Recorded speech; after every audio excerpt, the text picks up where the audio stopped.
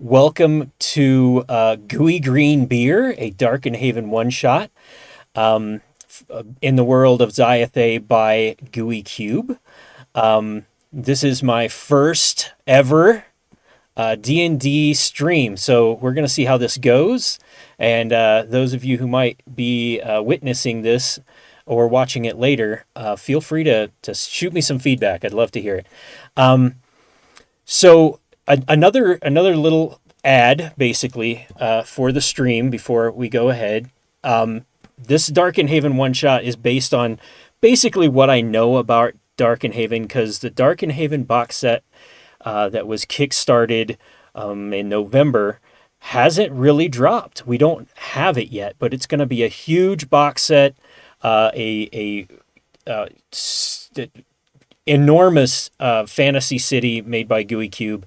And once that box set drops, I will be doing one-shots called Plots in Darkenhaven, which will be kind of like an episodic, new characters, new things going on, which I'm hoping to have between 20 and 30 players in Season 1. So if you're interested in that, and if you're watching this on YouTube, I'll have the link to sign up for the Darkenhaven stuff coming in October. But this is run in a part of the Darkenhaven box set that I wrote. So I know this Flax and Wagon Alley pretty well because I submitted the contribution for that part of the city. So without further ado, we will start Gooey Green Beer.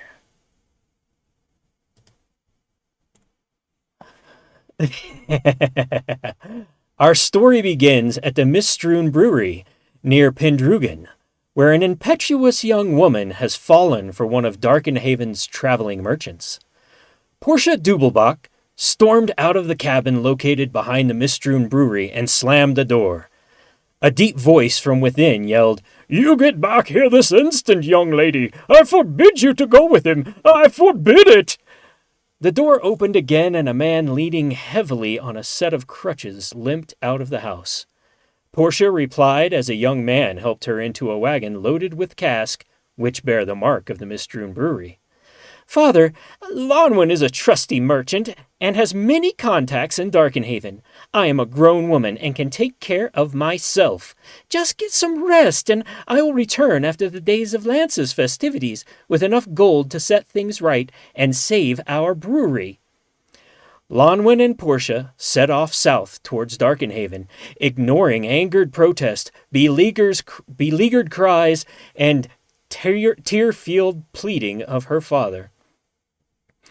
2 days later, and just a few days before the Days of Lances festival, you stop by the Mistrewn Brewery for some of the famed Doublebach on your way to Darkenhaven. Awesome. All right. So you make your way into the Mistrewn Brewery, and there's a man on crutches, and there's only a few people in the brewery, and he's serving up beers to them. And as the three of you come in, he welcomes you. "Oh, come, sit. It has been a hard day for me. Come and sit. I shall do what I can to serve you as fast as I can on my crutches here. There's a place in Darkenhaven known as the Tap and Tumble, I believe it is called, where my wagon was to be taken. And it seems that my daughter as well is being taken there. A man who I've done business with before, named Lonwyn, he's coming." And a tear comes to his eye. "He's come and take my daughter away, and I'm afraid she will never return from the city. If you... Well, no. I mean, she went voluntarily, but, I mean, it was this... She had never held any interest in Lonwyn before. I don't understand why all of a sudden she became infatuated with this gentleman and took off with him to Darkenhaven. But if you see her, could you please tell her father misses her and to come home as soon as she sells sells the beer that she took down there. So you stand in front of the entrance to Flax and Wagon Alley. The building directly in front of you is both a local pub and also a place for those faithful to the god Izzy to gather. Izzy's Tap and Tumble is devoted to the Lord of Sweat, or god of hard labor. The most notable feature of the Tap and Tumble's exterior is the multitude of paper announcements and notes affixed to the wall under the awning. People often refer to this as the corner of jobs, as more people frequent the awning-covered job board than the actual tap house itself. In the center of this wall of labor postings is painted the cross-hammer symbol of Izzy. There is a small wagon of casks sitting in the alley guarded by 2 men armed with cudgels. And everybody give me a perception check. You also see a job. It's wanting trained horses and a professional trainer for the Days of Lances lists to help with the horses. And then you also see a small note kind of tucked under that one. And it sticks out because the word Lonwyn is on there. And it says, investigator needed to find my husband Lonwyn. Ask Isidore at the Tap and Tumble for my information. Sugu. All right. And so you are in the interior of the Tap and Tumble. The main room is a large open room that hosts a dozen tables around the edge and a large bar at the rear. The door behind the bar leads to the kitchen and larder. The other one, to the left of the bar, leads into Flax and Wagon Alley. From the right corner of the main room, a small stairway leads to a meeting room often used by labor factions and rented out very occasionally for small events. The floor in the center of the main room drops away, revealing a 15-foot circle of bare earth. Most evenings, the hard-working folk of Boogerton, which is this part of town, gather here to watch grievances get resolved via unarmed combat. There is often gambling. There is always drinking. There is never any magic used, as Isidore Druon is, the Sarth proprietor, forbids it. Pops one small keg up on the counter, and it's like a little, smaller keg, and says, this one's for us. The rest have to go to the Days of Lances festival, but you're lucky. It looks like we have a small keg just for us that we can here at the Tap and Tumble can enjoy.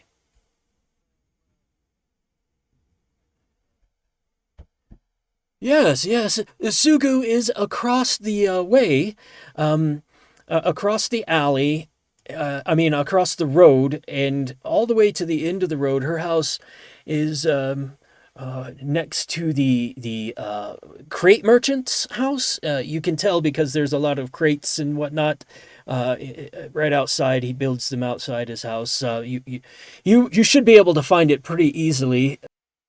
Oh, no, I haven't. No, he usually is the one to deliver. He's the one that makes the run up to Mistrun Brewery and brings back the wagon. And he did not deliver it. Portia Dubelbach, the daughter of the brewmaster, is the one that actually brought the wagon this time. Oh, my friend. She's indisposed. She's in the bath right now. Why? Well, but I thought she said he never had arrived.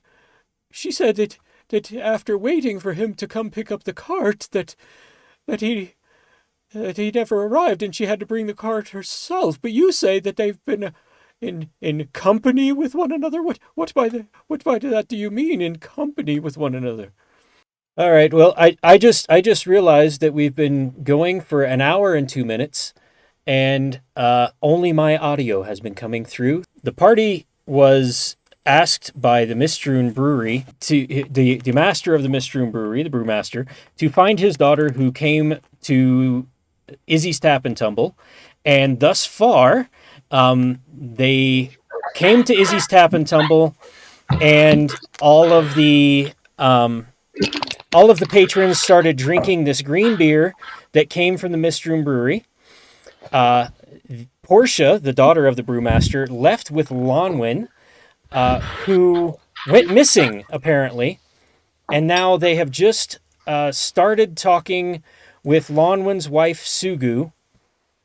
And she says that he, even though the master brewer said that his daughter Portia left with Lonwyn, when Portia got here, she said that Lonwyn never arrived and she had to bring the wagon of brew herself. And in short, that kind of catches us up. They did ask about Portia at the Tap and Tumble and found that she is in the bath. So, and that Isidore, the proprietor of the Tap and Tumble, is thinking of asking Portia to marry him and then travel up north to the Mistroom Brewery and ask for her hand in wedlock, even though he's only known her a day. So everybody in the bar has green beer. Anything I have missed from the players that maybe we should catch people up on? Monty did offer marriage counseling in case he does wind up getting married. Right. And then Lillian Vanix was also there, and then came out. Cinda noticed that Lillian did not drink anything. And we've jostled around. I'll have to. Oh no, that doesn't matter. You guys still look good. So Lillian then didn't drink any of the green beer either, and headed out for the night to do some nondescript business in the richer parts of town. And then when Cinda stopped her in the street, she just said that she didn't want to become inebriated to do said business, and then she left. So that should catch us up rather quickly on the hour. There was no audio from the players. Sorry about all that. So before we start back up, should we introduce ourselves again since anybody possibly back up? Yeah. Let's go ahead and introduce our characters again and top to bottom. Top to bottom. Sorry, guys. I moved. All right. So my name is James. Hi, everybody out there in the interwebs. I'm playing a character called Cinda Strom, who it's a female. She's a bugbear warrior, and not very bright. So then there's me. My name is Brian. I am playing Monty the Motivator. He's a motivational speaking bard rather than that musical type. He inspires through his words, and he is a Fearbolg among all Fearbolgs. Hi, everyone. My name is also Brian. I'm playing Barricus. I forget what we have become. I think I'm blood touched. I think that's what we decided on. And I am a sorcerer who is very close friends with Monty and kind of just follows him around and will stay at least 40 feet away from any conflict. All right. So to catch us back up with the hour of no player audio, you were just talking to Sugu, the wife of Lonwyn, the missing merchant, who went up to the Mistroom Brewery. She asked her kids to go inside. She got a little upset when you said she was spending time with Portia, and she was. And then now she's told you that her story or Portia's story and Brewmaster Dubelbach story don't match. And now we've had a little break, so what do you do?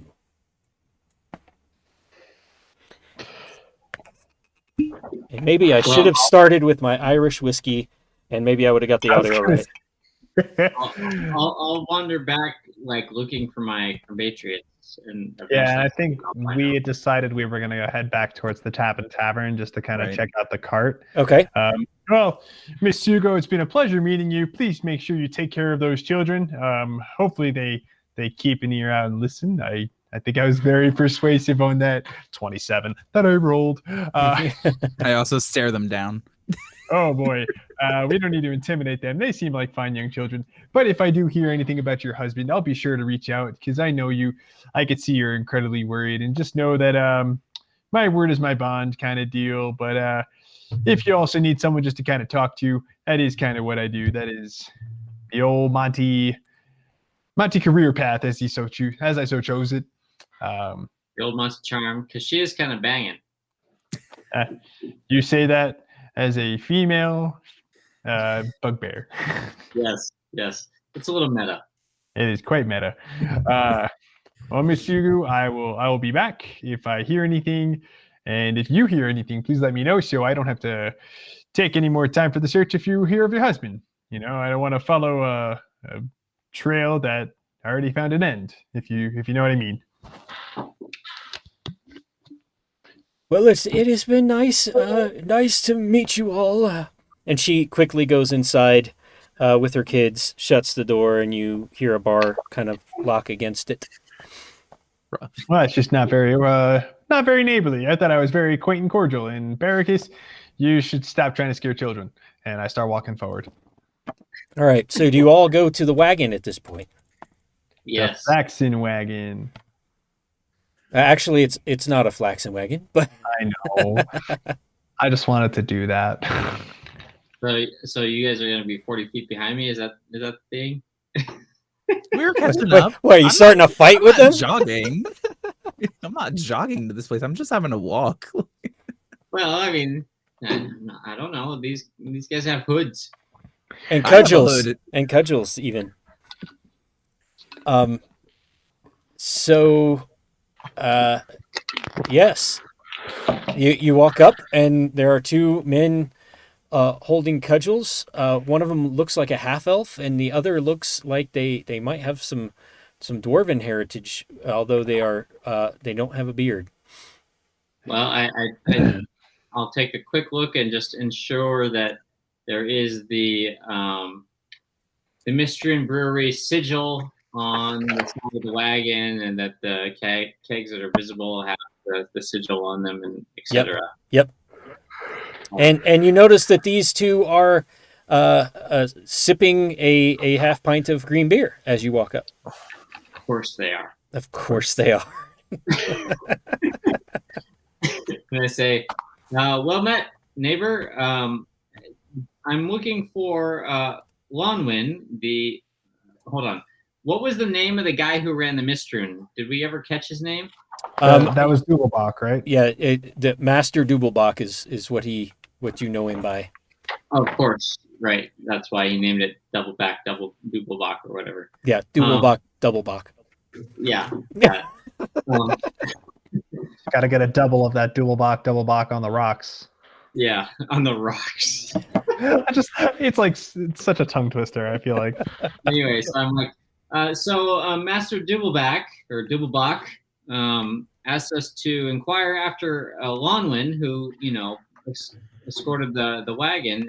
Have you seen him recently? Rax comes up and says, "Oh no, we didn't see Lonwyn this round. I think he kind of left the kids and the wife behind." Uh-oh. Well, then who brought the wagon? Oh, Portia brought the wagon back because she said Lonwyn never showed. I think he just up and ran off. Where were you supposed? Oh, sorry, that's not Monty's voice. Where were you supposed to meet Mr. Lonwyn? Oh, he was supposed to bring the wagon here. See? Yep. Oh, this is good. This is better than that Doublebach. Piss on that Doublebach. So you said. Sorry, go ahead. Monty, you are the more persuasive speaker. Please. Oh, well, I feel bad stepping on toes when it comes to talking. It's not very polite, and it doesn't help with my clients when I'm trying to talk, or if they're trying to talk and I talk over them. So, well, Cinda is used to the inevitable mansplaining here and there, So. Well, I try not to mansplain. I know that typically it does not bode over well when I'm trying to help repair relationships, but I also have to know how to talk that stuff down. All right. Well, how long have the pair of y'all been working here for Isidore? Well, we just come and take the wagon up to the festival, and we're kind of his porters when he needs something delivered somewhere around town. Has Longman ever failed to make the delivery before? No. He's been pretty hard-working guy. He makes the trip, comes back, but I've seen them kids. They're brats. I'd run off if I was him. So you said that this beer is better than double back, whatever. Double Bach, double back. No, Double Bach, double Bach. Yeah, that's it. Yeah, whatever. So did Lady Portia tell you what the name of this new brew is? What did she call this? Did she say? And then the other guy, Grinig, says, yeah, she did. She said something about the green, green witch brew or something like that. Yeah, I think that's what Greenwich brew, Greenwich, something like that. But man, is it good, man? I'm thinking we might just, not deliver this wagon. And this wagon's supposed to go up to the Day of Lances festival. Yeah. To one of there's a ale cellar up there that has a tent, and we're supposed to take it there. Once we get the okay from Isidore, that is. Of course. But he keeps unloading more of them in. I don't. And you notice the wagon is now half full. Of course. And what was the name of the ale cellar that's going to be running the booth up there so that we can stop by and get ourselves some glasses once the festival starts up? I think his name is Harden Stone Grinder. Harden Stone Grinder. Yeah, he's a dwarf. Of course. Only the best for the dwarves. Well, thank you.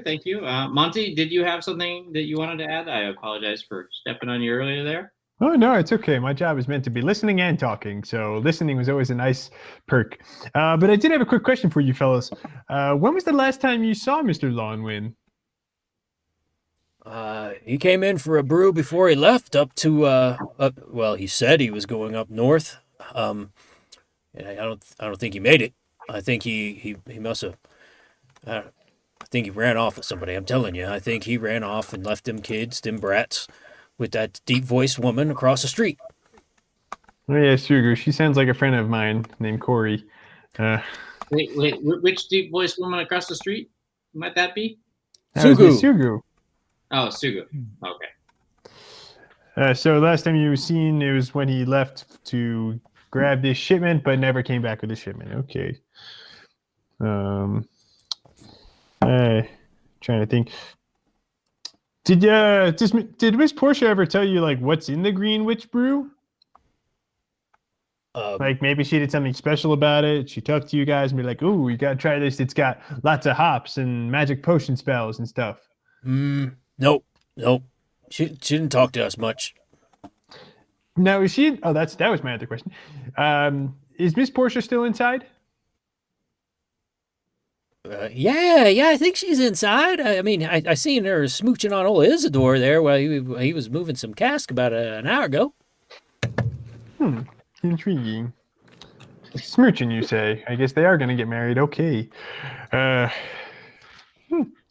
good information. Can you guys think of anything else to ask? No, sorry. I'm ruined by Kermit the Frog. Kermit the Frog. Intriguing. Oh god, it's like the last time when never mind, I won't do that because we're playing a stream right now. But had some fun interactions with Monty's voice. I'm good. I've got my questions out. Baracus or Baracus? Baracus is A-okay. Okay. Just listen on in. All right, so we gotta find this Portia. I mean, we don't have any leads, right? Yeah, not that I can think of, unless we start like looking around town or asking people. But apparently, she's still inside. So that's honest. But I don't believe that she's taking a bath. Okay, so let's do a quick powwow, guys. Maybe away from the hired help. We do have a sample of this beer. We know something's off with it, right? I mean, so I quickly inform you guys on what Jillian said. You know, how the whole Freudian slip about poison. And obviously we know that there's something wrong with it, just from the color, if nothing else. Maybe we should try to find someone who can analyze what's going on with it, so that we can at least raise the alarm at a minimum, or stop it from going to the festival. Because Well, I was thinking something similar. I know these gentlemen here were like, "Ooh, maybe we should take it." And if this is changing people's personalities, which we know with our two, our The vodka Russian- and wine friend, our Russian friends, they most certainly, they were the hat that got tipped the furthest, if you know what I mean. yes, sir. Yeah, I don't know if I want this getting out to the Lances Festival in 2 days. Yeah. That does not sound like it'd be a great experience if it's doing any sort of funky business to people's brains. Exactly. So I mean, I know that Lady Crean, she's kind of a sorceress ish, right? If I remember correctly from the Winter Dance Festival. Yeah, Lady Crean is a seeress A seer, of the Flaxen Wagon Hanataz, or Carnival troupe. So yeah, she has some magical abilities, and notably the alley is named after the Flaxen Wagon Hanataz troupe. Got it. So maybe we should go and see if she can give us some insight towards it, so that we maybe have an idea of, at a minimum, how to neutralize it. I mean, I can't see the harm in it. Why not? All right, so you go down to the end of the alley to Lady Crean's. Let me. Oh, I'm on the wrong one here. Let me pop you guys into her parlor. And you'll have to scroll up to the top to see the parlor.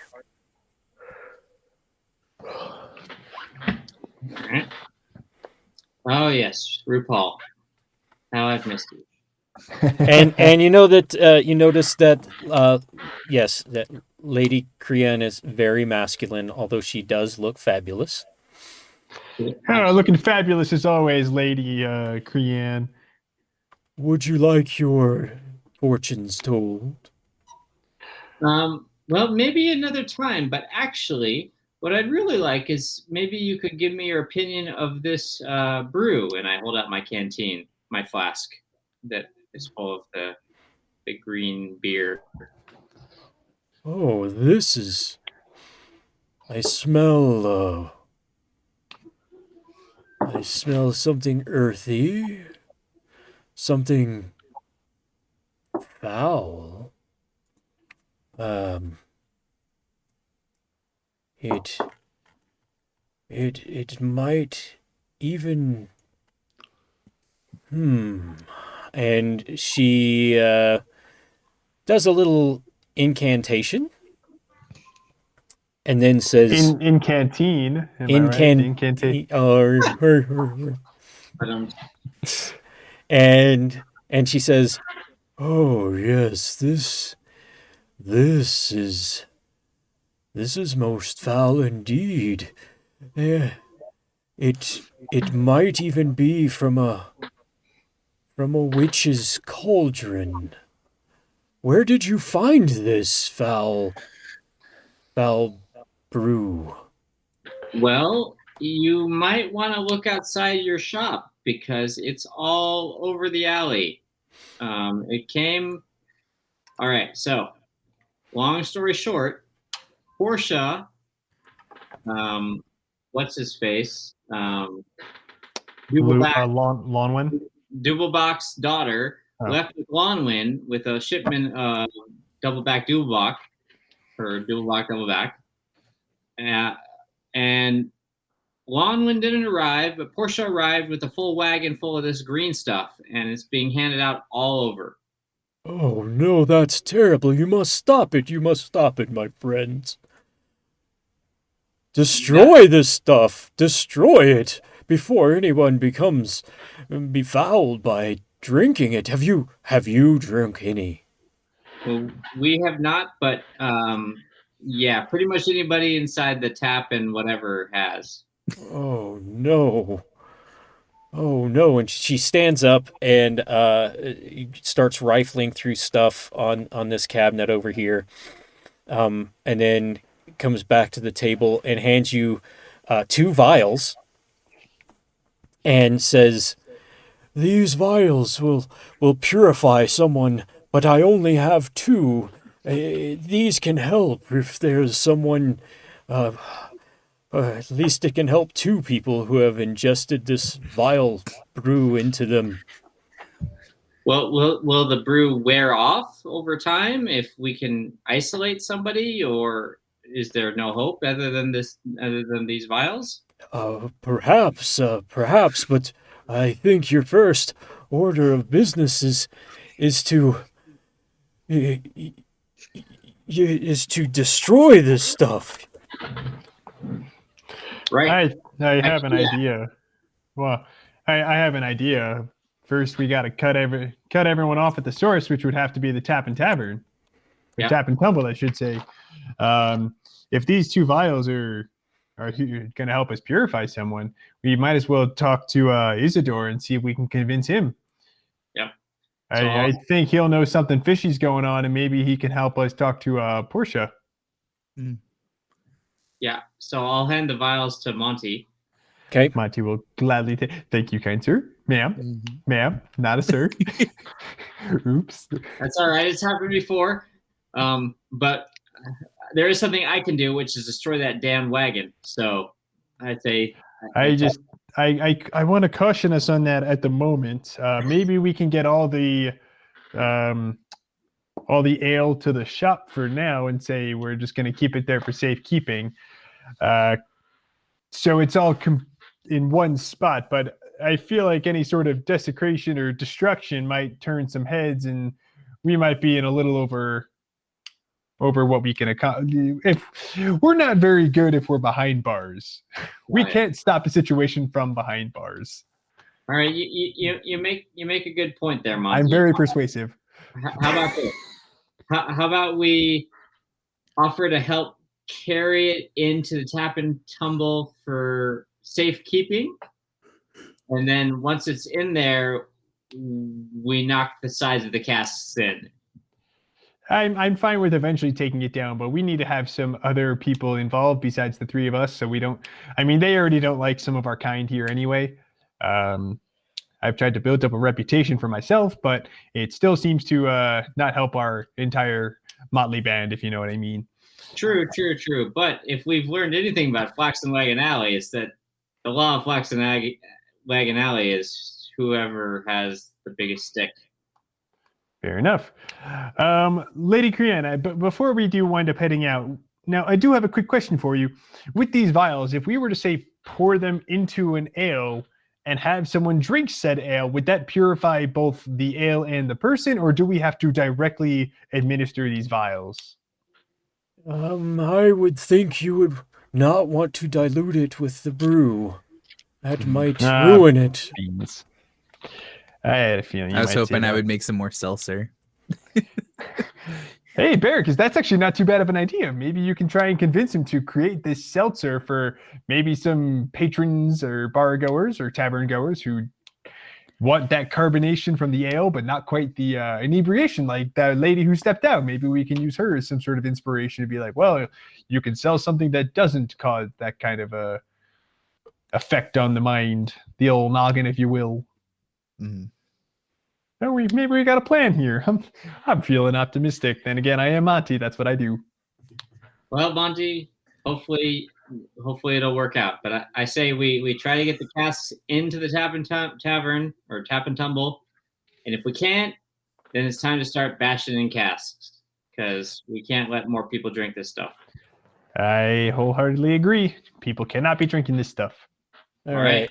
You guys exit Lady Koreans with the 2 vials of antidote. Okay. I'll put you back in the alley. What's next? All right. So, Thank you, milady. if you guys don't mind, this might be where I take the lead here. By all means. And I'll head down to Rax and Grinnig here and be like, hey, so we were just talking to Isidore, and he wants, until the festival comes up, he wants to keep all of these casks safe inside. So why don't you guys all grab a cask? I'm going to carry it into the storeroom. He's been moving those. Sorry. He's been moving those inside this whole day. Sure. Yeah. Well, there's only 5 casks left. We might as well put them inside. Great. So we'll each grab a cask and haul them in. All right. And Monty's got a -1 strength. He needs help. And now we will go Cindy can help. to the tap and tumble. Let me move your characters in. And then I would like everyone to roll initiative, please. Oh, no. Sweet. As you're all holding a bunch of casks and heading to the back room. But I'm going to put you all inside the bar first before I describe what we have here. What kind of roll is that? That's a D20, and then you'll see next to your armor class on D&D Beyond, there's an initiative. Which is usually... Oh, there it is. And I got a +2 there. Okay, so I got a 12. I roll... Well, Barracus is on there twice. I hope this is kid-friendly. I like having 2 turns. That's just not very fair now, is it? All right, so you get 2. There's no more tokens. That's unfortunate. I died twice. Barracus, you should be able to put your number on the initiative tracker. That work? Okay. Monty, there we go. Get you in a knit. That would be lovely. Thank you, sir.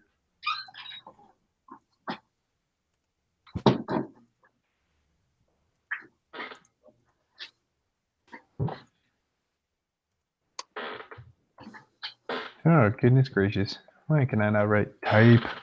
Stay. All right. Wow. I think it's... Sending up second in the turn order with a 7. That's crazy. I'll have to reorder them. Oh, okay. Oh, yeah, that makes more sense. I was like, there's no way. I think it's just because that's when he put you in. Did you, is everybody's numbers in there? Said 7, James? Yep, 7. Okay. So those numbers are all in. You're +4, but I can't roll higher than a 5 today, apparently. And I rolled a 17 on the die. And I got a +1. I'm retiring die left and right here. I've only got 3 day-20s left. All right, and then let me sort descending. It looks like Monty is first. Oh, good. So let me describe what you see here. Please. And let me move some folks around. Everyone's just making out left and right. Mm. Oh my gosh. That's everybody on the turn order, I think. Okay, so what you see is as you walk in, you see Dreskel of Donvin and Vren of Vanzentia, arm in arm, kicking their feet up and down with pints of green beer in their hand, and singing this weird song about. It basically goes something like this. Peace for Donvin Vanzentia. Peace in Donvin with Vanzentia. We likes this green beer. It is good, better than vodka, better than wine. And then they keep singing about peace between Donvin and Vanzentia while they drink this green beer. And you guys know these two. They've never agreed on anything, and the only time you've ever seen them touch each other is in a fist fight. Speaking of fistfights, of fistfights, there's a dwarf and a very large man in the center of the Tap and Tumble's bare room where things are, resolved. And they are actually in a fist fight right now, and it is ugly. Like they look like they're not going to stop if one of them actually went unconscious. They are ferociously beating each other senseless. Over and they're yelling over spilt beer that you can see. One of them must have spilt the other's beer because there is beer spilt on the floor below them. Isidore has opened a new keg and is busily pouring beer and running it around to other people. So far, nobody else is acting weird. They're just having this beer. And the two people who help you carry kegs in, here and here, obviously don't think that there's anything wrong with this because they continue to carry the kegs back into the back. Monty, your turn. What do you do? Monty is going to. I'm not a brawler. I don't think I can break up that fight at this moment in time. But I think I want to get over to Isidore and try and, help him out with this affliction, if you will. Okay. So you move Monty's to Isidore? he's gonna put down the keg that he's carrying just so that way they can take it inside. Okay. And then he's gonna move on over to Isidore. And let's see. He is going to cast Charm Person on Isidore. Okay. He's just going to walk up to him, pat him on the back. Hey there, friend. Seems like you're having a grand old time here. And casts Charm Person. So he needs to make a DC 14 Wisdom save. You're using magic in the tavern. He sure is. I'm doing my best. Okay. I will tell you what happens on Isidore's turn. But you can tell he is not happy about what just happened. He's gonna kick your ass. Vryn of Vanzentia's turn. Vanzentia is the best place, and Donvin second best, of course. And then Driscoll. Oh wow, they have paired and knits even. Of course, Donvin is best over Vanzentia, but we are peaceful with one another because the green beer is better than both our vodka and our wine. And they are making up the most... There's nothing good about this song. That's them. Baracus. So I know something's going wrong with Monty, right? You just see me panicking, oh no. Oh jeez, oh my god, oh friend, oh man. I don't know what I want to do. Did you say Isidore is still pouring this beer? Yes. And trying to hand it out to people? Yes, he is.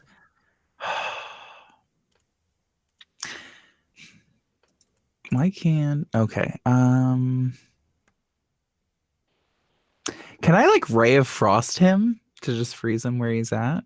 And just be like, you know what? That will hurt him, but it won't freeze him. It won't make him frozen. Oh, that's lame. Oh, because I was like, don't touch my Monty, but okay. I'll just thunderclap and kill him. Oh my. I know, right? I'm very peaceful when I'm not. Let's see. I mean, you do have other things like Thaumaturgy, Mage Hand, Minor Well, I'm thinking Illusion. so it's just a fist fight between Ventov and the other guy, right? Yeah. But it is just a fist fight. But they're going hard. But right? you really do get the feeling if one of them went unconscious, the other would not stop. That's how angry they are at one another over this spill beer. Could I Minor Illusion something for them to? No, they're probably really far gone with that beer. And you said everyone else is kind of chill, they're not showing any signs. They're not doing anything super weird.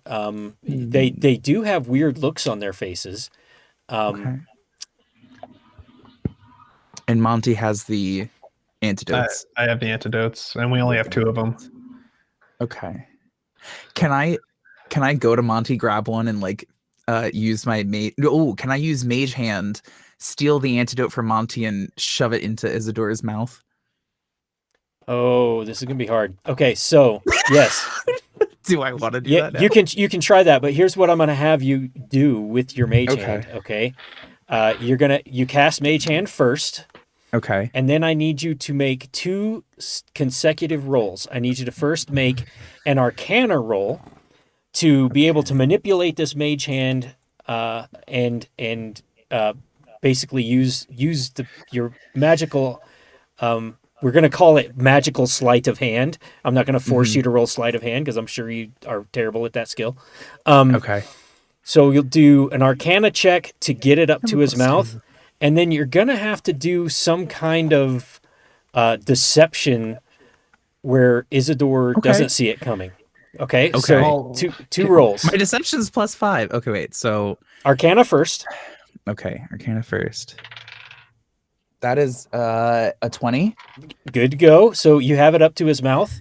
And and then you are using deception basically to feint where it moves. Like, I'm going to get you. No, I'm going to get you. And then you try and pour it. Here comes the airplane.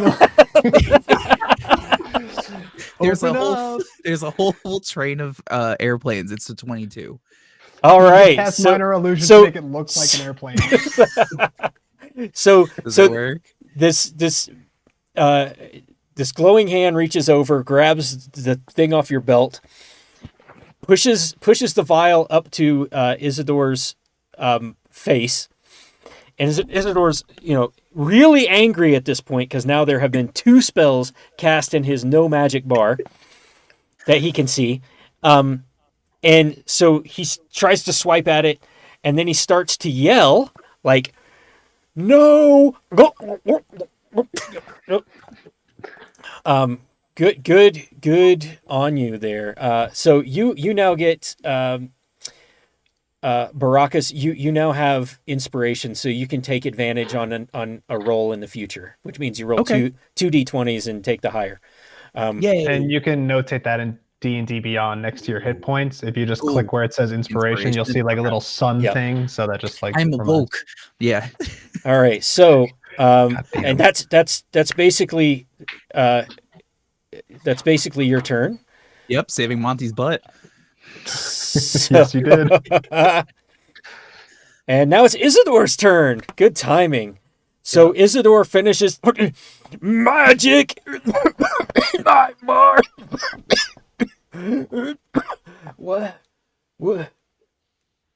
What on earth is going on here?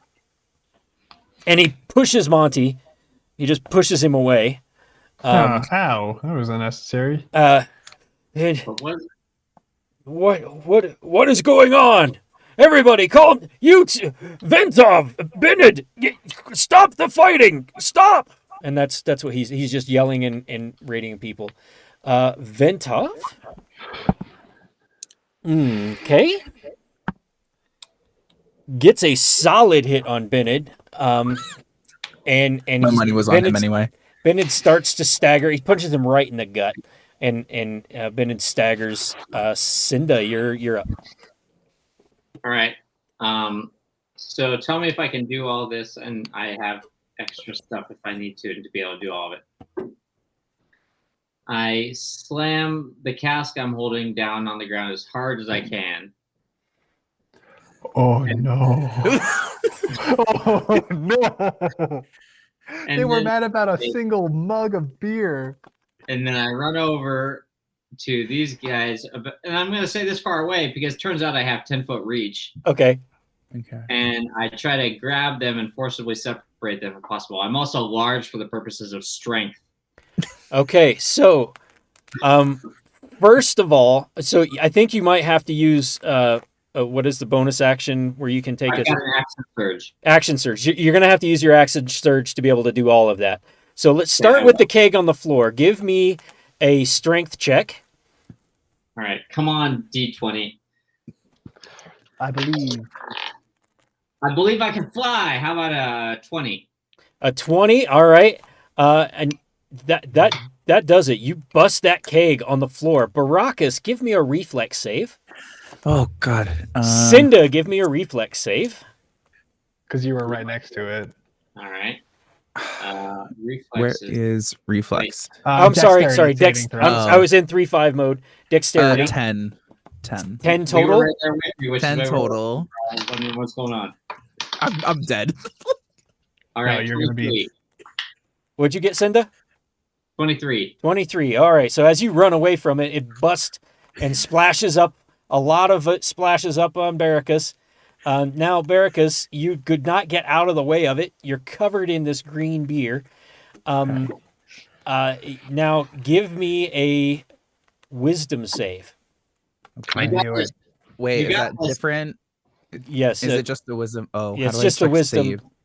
There should be saves. You'll see saving throws. Ooh, you'll saving see- throw modifiers. And then click on the wisdom +3. Or for Okay. me, it's +3. For you, Yep, it's yep. +3 as well. I got a 4. Like a 1 + Man, 3. you know something, Baracus? You want more of this beer. Someone here's a lightweight. The character matches the player. Yeah. Uh-huh. You want more of this beer. Now, it's not over-consuming. You can still tell what's going on in the room. You still know there's some things that are wrong, right? Your Like me. plan, the plan doesn't go out of your head or anything. Okay. But you do want more of this beer. All right. Cinda, now give me, and you're trying to subdue Ventov? Is it? Or I'm grab trying it? to, if possible, grab both of them like by the head because they're dwarves, right? And I'm Well, huge. Bennett is not a dwarf. He's a very large. He's probably he's human, but he might have some ogre blood. Got it. He's big. Okay, so in that case, sorry, they looked both dwarven from their icons. In that case, what I'm going to try to do is I'm going to try to grab Ventov because he just landed this solid blow on Bennett, right? Right. Yep. I'm going to try to grab Ventov by the head. Ventov is a dwarf? Yes. Okay, by the head and kind of yank him to the west a little bit to separate them. Okay. As well as maybe put a hand on Bennett just to like keep him from trying to jump forward or something like that. Okay. I'm just basically trying to separate them while yelling some nonsense. I don't know. I mean, it's not like they're listening to anything. Okay. And that reach isn't just for your weapon. It's like you got long arms and stuff, right? Correct. That's what I thought. Okay. So then just give me a to hit roll. All right. And let's see. Actually, This no. is- I think this is a grapple. So we're going to do opposing strength checks. Okay, so I don't need an unarmed strike first, just strength check. Yeah. Okay. 22. 6. So yes, you grab Ventov by the head and move him to here, and Yep. you keep Bennett at bay. Although he's kind of doubled over right now from a punch to the stomach. Sure. Yep. And then I'll be like, okay, guys, quick timeout. Ding, ding. Go to your corners. We're going to come back for round 2 in about 3 minutes. Okay. I'm gonna give you a free persuasion or intimidation, whichever you want to use. With disadvantage. No, it's just that the DC is pretty high. It's not at disadvantage. Yeah. Well, How's that they're whiskey treating you, Corey? playing, so. Oh, this is my second little Yes. Irish. All right. I just 19 on either one. They're both +1, so 19. All right, good. They look at you kind of dismayed, like who are you and what? But they don't seem to be aggressive. And now it's Bennett's initiative. He stands up and kind of like stretches, like okay, getting ready for round 2. And back to the top of the round. Oh wait, at the bottom of the round. Sorry. We got 3 minutes, Monty. Oh, that's plenty of rounds. We're fine. 15 rounds. Let's do it. This guy moves up. Gooey moves up, claps his hand, and says, money on Bennett! Money on Bennett! No, he doesn't say money. He says, a pint on Bennett! A pint on Bennett! And then this guy comes here, and I'll take that bet. Grelda comes over to Baracus with half half a pint of green beer and says, "You don't have a beer, my friend," and hands it to you. Thank you. I'll drink this right up. And Shit. now it's Son of a Monty's bitch. turn. Oh no. Okay. Good thing we have 2 of those files. We only have one. Oh yeah. Unfortunately, you One didn't back. waste one at Yeah. least, so that's good. Yeah. Isidore, I know you're not a fan of the arcane here in your bar. I'm sorry I had to do that, but you know something's up. We need your help. We need to stop distributing this green liquid to everyone here. And I really need to talk to Portia so I can get some Portia? information out of her. Because Portia's something's up and in she the- brought this. in the bath. I think Portia's in the bath. I don't care at this point. I'm she not was sexually asking- attracted to. She was acting kind of weird. Do you like these people? Kind of. She's been really weird, and I fear that she might not care for me. I'm scared, my friend. Do you have another one of these vials? Perhaps it could cure her ills. I would like to talk to her first before I do any of that. Yes, follow me. And on his turn, he'll anything else you want to do? I guess can I just follow him because I don't have a move action if Yep. I leave my turn. So I guess hold your action as a Yeah, I'll just do a dash or whatever it's called. So- Basically, I'll use. So, this is a no. You just basically you can hold an action, even a move action, or a Okay, bonus that's action, fine then. whichever it is. You can hold that action, and use your not interrupt. What is it called? Reaction. Reaction. Thank you. You can use your reaction anytime before your next turn to trigger that action, as long as you had, you're waiting for him to move, then you move. So that's the trigger on your reaction, right? Okay, so what I will do is when it is his turn and he moves, I will follow suit. Good. All right. And here is Baracus, since you don't like being near hostile people, I'm just going to give you a rule playability clue here, or advice. So whenever you don't move on your turn, like if you're just standing casting a spell, always say, "And I will hold my action in case someone comes a hostile person comes within 10 feet of me, and that's when I'll take my move." That way, anytime somebody kind of runs up to you, when they get within 10 feet, you can say, "Hey, I'm using my reaction to move away." Okay. So little rule trick there to help you kind of leverage those held actions if you have held actions. All right, back to Monty. You're waiting. So Vren stops dancing and says, My drink is empty. I must get another. My good friend Dreskel, your drink empty too. I get you another." And he walks over here, and you notice on this table that there's like 6 different drinks on that table. And he picks up 2 and moves back to here. Dreskel drinks, and they toast one another. Very, very odd. Baracus. I'm trying to see if I should stab myself in the leg to wake myself up or get out of this drunkenness. Now, you, like I said, you know that what the plan that is. Something's up. Yeah. So if you would like, I will give you a wisdom save if you don't want to drink that and do something else. Like if you want to be able to throw that away and do something else, make a wisdom save, since you already know that this is bad stuff. Okay, let's see. It is a 18. Okay, you do not want. You're like, you can throw it away if you want. Okay. Can I throw it on Grelda? Sure. Okay, throw it on Grelda. Tell her to run away. Okay, so she's You're not doing much for your race, man. All right, let me add turn. She won't remember. We'll just say I was. adding her to the initiative. Wasn't she already? She was already in here. No, I was just using people at the bottom of the round that weren't, combative or could possibly become combative. But now she can possibly be combative, so I'm That's adding her fine. to the Cool. init. Yeah, there we go. There we go. She'll have Roll a move. It's deception. Pretend to sneeze and roll deception. fine. Okay, so now, Like, I don't need your drink. Right? I'm a working man. I can get my own drink. I don't know what else I need to get done. I mean, like we're trying this. We stopped the fight. Those two guys are interesting. And there's the stuff happening in the back. How far can I walk?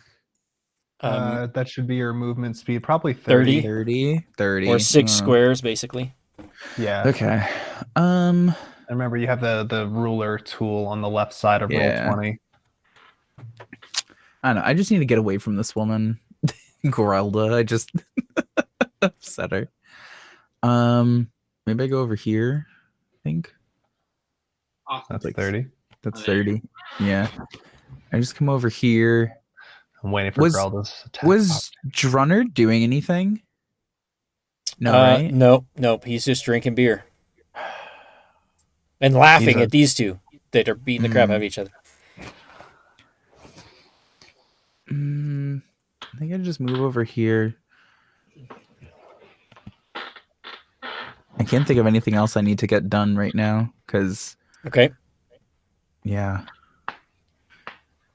Just want to get away from her. All right. Isidore makes his move. So he'll make it to basically here, weaving around the tables to get to the stairs, and you follow. Ventov stays put. Cinda. All right. Well, since I've kind of committed to stopping this fight, I take one step forward. Even though I'm technically in the ring, I'm gonna pretend like I'm not. I'm gonna be like, gentlemen, now, nothing gets my blood rushing like a couple of men beating the crap out of each other. But what are you guys fighting about, so that I know who I can put my money behind? Because obviously you've got something serious going on with all this beautiful green beers around here to make everybody feel great. So tell me, what's the deal? What's the deal? Simultaneously, they point to each other and say, "He spilled my beer." He spilled my beer. Well, if that's the case, please let me fill up your beers with my flask here. I've got some left. All right. So there's a couple of mugs on the ground. I guess you can pick them up and fill them. With my canteen. About a quarter full each from your flask, and then your flask is empty. Here, I'm sorry it's not more, but please take of mine. And I hand them each a quarter mug full. I thought we were here to stop them. Okay, but they did stop fighting. Good job. All right. Yeah. Do what I do. So and now Cinda knocks the cups out of their hands and now they fight her. Let's not do that. Vinid walks over here and pulls out a chair and sits down on his action and kind of smiles and you see that he has like 3 teeth and he starts drinking a beer. Quarter beer. All right. At the end of the round, Grelda. Oh, it's not the end of the round yet. Grelda.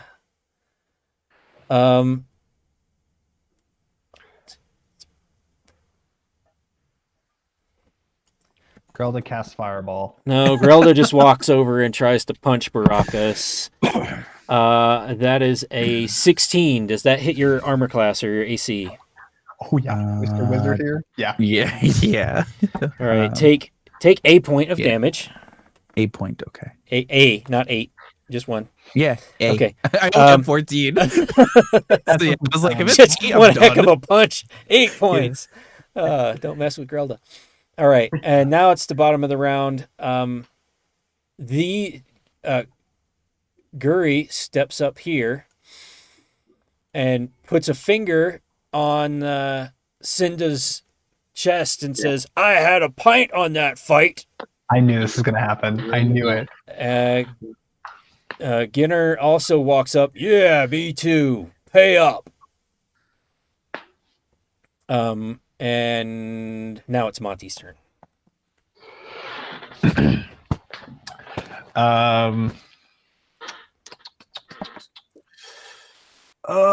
Do I cast another spell is the question.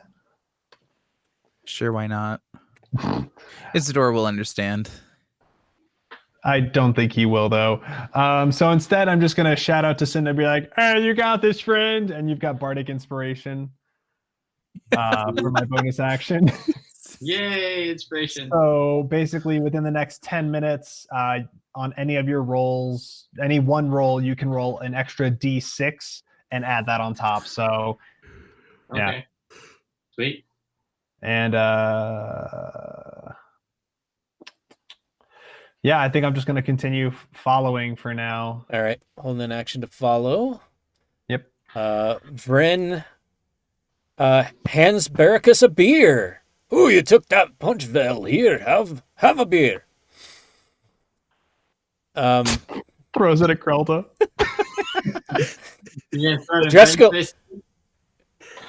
Dreskel fills more beer from the keg that's sitting on the counter.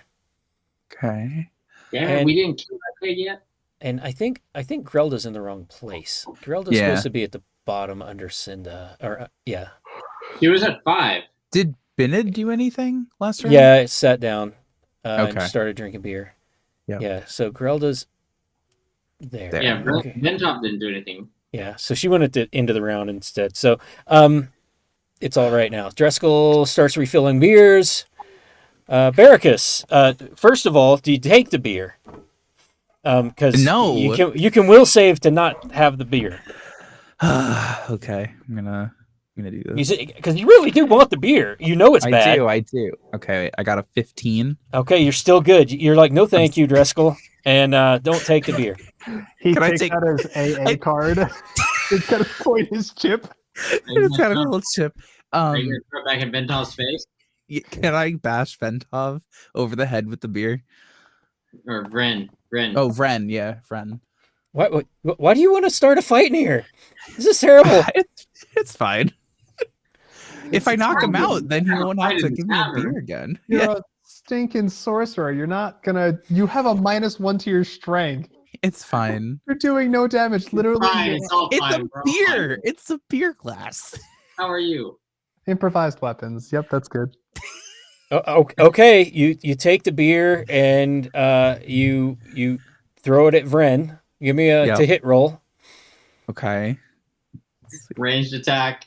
I got a D20 or a natural 20. What do I have to add to it? You hit him with the beer. You hit him with the beer. All right. Now give me a D6, and then basically what we're gonna call that is just tell me if it's even or odd. Odd 3. Okay, so that's 1 point of damage, and you crit, so that's double damage. So Vren takes 2 points of damage. Pretend to sneeze. 2 points of beer damage. 2 points of beer damage. It's very toxic. It's a poison. This is not going to go well for you, my friend. You have like no hit points. And then what do you do? I walk very far away. All right, so we're going to start with Grelda because you, as you go ahead and move your piece. I'm trying to see. How do I wait? Why is it? Oh, how do I check out the arrow? Figure out the distance. It would be so on the left-hand side. You see where you can click on the arrow. That's to move yourself. The arrow itself, it's the circle with the ruler, and then click snap to center. Snap to center. Okay. Ooh, so I'm gonna go chill over there. Okay, yeah. So as you go to walk away, both Grelda and Vren take a swing at you. Oh, they're gonna miss. It's fine. Grelda rolls a 17. They say that as I get pushed, like for one point of damage. Okay. And Vren rolls a nat 20 for 20. Oh my god! And that's even, so you take 4 points of damage. That's fine. Okay. And then you run away. That's not fine. I'm at 8. I'll do mage armor. He's like, fine. Anybody who hands me a beer, I'm just getting in a fight with him. Exactly. Thank goodness everybody's doing subdural damage. I guess I better not draw my sword. Yeah. All right. So that was Barracus. Isidore goes up the stairs. 1, 2, 3. Yep. We'll go ahead and put you guys at the top of the stairs because you follow him. If only I could just like slap Barracus on the head and be like, cure wounds. Stop getting in fights. All right. There you go. And you follow him up. You can see up the stairs, right? No, I think Scroll I actually down. have. Well, I think I have Barracus as like my sights for some reason. I don't have Monty as my sights. Okay, Weird. let me look here and Uh, oh, there we go. Token vision, save settings. How about now? Now I can see it. All right, there we go. Perfect. That was Isdor. Ventov goes and takes a seat with his friend. Ventov heads for the table full of beer over here and goes to grab some more beer. Cinda. All right. Well, Cinda takes what in 3.5 would have been called a 5-foot move, and reaches over to grab the keg of beer off the table and smash it to the floor. Wait, No, okay, give me a strength check. Yep. Nat 20. Okay, you do not get any on you, but you smash it to the floor. There are 5 people next to you. And I say, oops. Okay, well, that's a lot of good rolls. I just used all my good rolls in saves, except for Drunnard. Drunnard is splashed with beer. And now you have... adding Drunnard to the init order. 5 people pissed with me. No.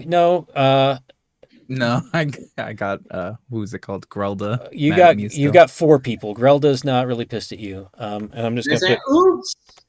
My bad. You just hear Monty from upstairs go, "Opa!" I heard something break downstairs. That's usually a sign of good luck, I think. Opa.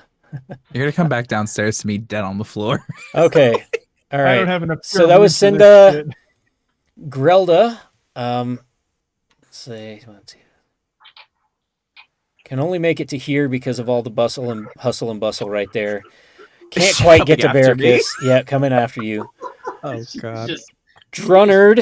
hell hath no fury. Right. Grelda scorned. Drunnard swings and swings. That's a 13 and an 11. Miss. Miss. He swings twice at Cinda. Bennett stands his fist. Okay, good. You do notice he is wearing a dagger on his hip, though. Bennett stands up and goes, "What? The beer? What?" Monty, give me... no, I'm going to say at this point, it is obvious. The weird smell up here, this whole room smells like old beer. Oh, do you normally bring beer up to the loft area up here? It just, yeah. When was the last time you guys cleaned this? I did bring beer up here. Oh, jeez, it smells like it's like gotten into the wood. It's like a mix between rotted wood and beer. Oh, All right, and what do you do, Monty? Isidore, which room would Miss Patricia be in? She's in the bath, Portia, and not she Patricia. points. Portia, yeah. He points to this door here. He goes through there, and the bath is off my bedroom. I'm gonna go ahead and head on over there. And is your room unlocked? I would assume. Yes, maybe. He seems kind of confused. So you want to walk to this door? Yes, if I have the movement for it. Yeah, you could actually get through the door, I think. Yeah, you could get through the door. Okay, so I'll let you move me through the door if there's... There you go. Miss Portia, are you in here? He shouts. There is no answer. All right, so I guess as my action, I will use the dash action to move whatever additional amount of feet to get to the door for the. Okay, so That. that's okay. So you go through that door. So that's 5, 10, 15 to get you. Well, I'll just move you 20 to be there. And then you see the door off of here. So that's 20. You would be able to get to the door. All right.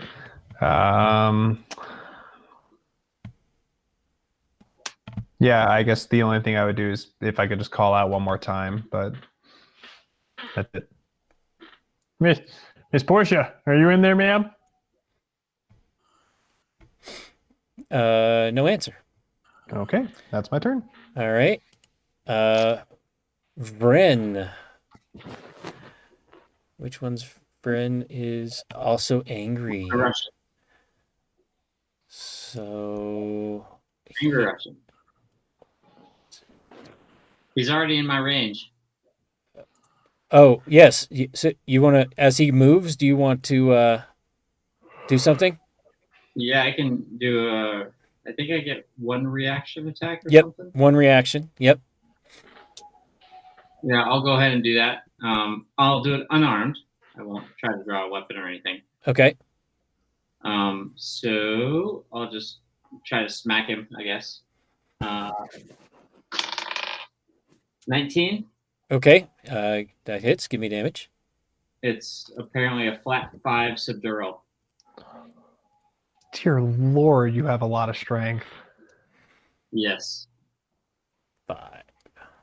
You want to know my unarmed strike damage? 0. 0. All right. Dreskel. Oh yeah. So he goes to move. You smack him, and then he comes to you instead. Yep. And wait, you mean Dreskel comes to me instead? No. Vren does. I didn't finish Vren's turn, and Okay. that's definitely a miss. And Okay. Dreskel then steps up and says, "Oh, my brother! Oh, you have a fight with this man or woman. Sorry, woman." And he rolls a 2, so neither of them hit you. But he called Vren his brother. Oh, very disturbing. Barracus. Krelda's going down. I'm gonna use Chaos Bolt to try and just roast her ass. Why? She's coming to kill me. She is just really has no fury, man. She's not in the right mind. literally kill an innocent woman. But like, couldn't I just do enough damage that like? Can we have a sidebar for a fucking second? Yes, please. Police yourselves. Not fucking do that, okay? Why not? Okay, fine. I just want to Chaos Bolt something. Dude, the woman you tried can to Chaos take Bolt- you a drink, and You can Chaos Bolt the whip you're eventually gonna and then fight. you ran away from her, and now you're gonna try to kill her? Remember that time you said you were gonna cast Mage Armor? Maybe do that. But like, if That she's would be a good dead, one. why do I need Mage Armor? Because if anyone else comes at you for killing a woman, you'll have much less chances of getting hit. So let's at least put the killing of someone on the back burner and maybe save your ass with your 14 measly ass HP. Now that My it's down 8. to 8. Now And down to 8. 14 Don't max, forget you that it's squishy, chaos squishy bolt. person. Don't forget the fact that it's a Chaos Bolt, so we don't have any idea what you're actually going to do to her. You may freeze her solid. You might set her on fucking fire. Yeah. None of which Yeah, is gonna she be is covered in good for alcohol. people in the room. It's very potent, you know? Like, there you go. All right, fine. This isn't as fun. Ugh. I guess I'll do Okay. Major Armor, right? And then you also have a move. I do have a move. Oh god. Well, Well, if I cast Mage Armor, does that actually do anything in D&D Beyond when I hit cast? It just took away one of my like little boxes. yeah, so it should consume one of your spell slots. You haven't really cast any spells, so you need to update that. Hmm? And then you just add to your AC. Oh, like like I can. How do I add to it? Custom. You'll click on it. If you claimed the character in D&D Beyond, then you can actually modify stuff. If you didn't, then Yeah, he did. It's his character. When you click on your Yeah. armor class, if you click customize, Yep. you would just Yeah. override for additional magic bonus and So whatever it's 13. What was it? Wait, 13 plus its dexterity modifier is that if you plus cast 2. mage armor. Yeah, so I get a 15. Okay, so now I'm up to 15. So that adds basically 3 to your. Yeah. Okay. And then, So now your AC where do you want to move to? Where the hell do I need to go? If it's between, roasting a woman in the floor of the bar or running away, how about you go up the stairs? I was thinking that, but I don't think I'm gonna make it. The stairs are right here. She's like blocking it. So like, No, you would. what if I like juke her? Like, Drink on that's angry. The woman right here is not mad at you. Yeah, this woman doesn't care. Can I use her as a shield? Just run around her and up the stairs. Just like I go there. Oh wait, there's a staircase. There's a negotiation. staircase this way. Yeah, that's the staircase you would be needing to go up. Oh, That's what okay. I went up. Let me go up the staircase then. So 1, 2, and then 3, 4, 5. So I go all the way up the staircase. Yep, and then you would be in this room. Oh, there I go. Down here, you would come to the top of the staircase. Isidore is standing there, and he's pointing at the door across the way, which He is sees your mage armor and is pissed. Yeah. So that was your move and action because you cast mage armor. Isidore begins to move over here. Ventov, oh man, it's just gonna be all right. Ventov rolls a 1. He doesn't. Hold on. I lost the bar. Where'd the bar go? You lost the bar. Oh, because we all, I think, had sight on. Hold on, I gotta get the Barricades. token. There we go. Thank you. Ventov does not hit you. Your turn. All right. So I crushed the cask that was on the table. Is there still one on the bar visible? There is one on the bar. Yes. All right. Right here. Okay. So I'm gonna try. I guess I have to move. Actually, yeah. I mean, they can take their attacks of opportunity or whatever. I'm gonna move here and grab and smash the cask on the bar as well. Okay, so everybody except Dreskel gets an attack. Yep. So Vren, 16? Nope. Dwarf, 9. Drunnard, 18? That hits. 1 point. Okay. Ginner, 17? Nope. 18's your target. Okay, and Gooey, what is that? 17. Okay, there are those attacks, and then strength check to smash the last keg that's in this room. 23. All right, it smashes, and I will assume you can smash it on the bar, not. Yeah, I've got a 10-foot reach. Yeah. So. Okay. And that was your move. Do you have another action surge? Do you want to use anything else? Yeah, I mean, I don't have another action surge. Okay. I don't want anything else anyway, so. Okay. Grelda starts her way up the stairs. Drunnard moves to here. And an 18. Hits. And 3 points. Okay.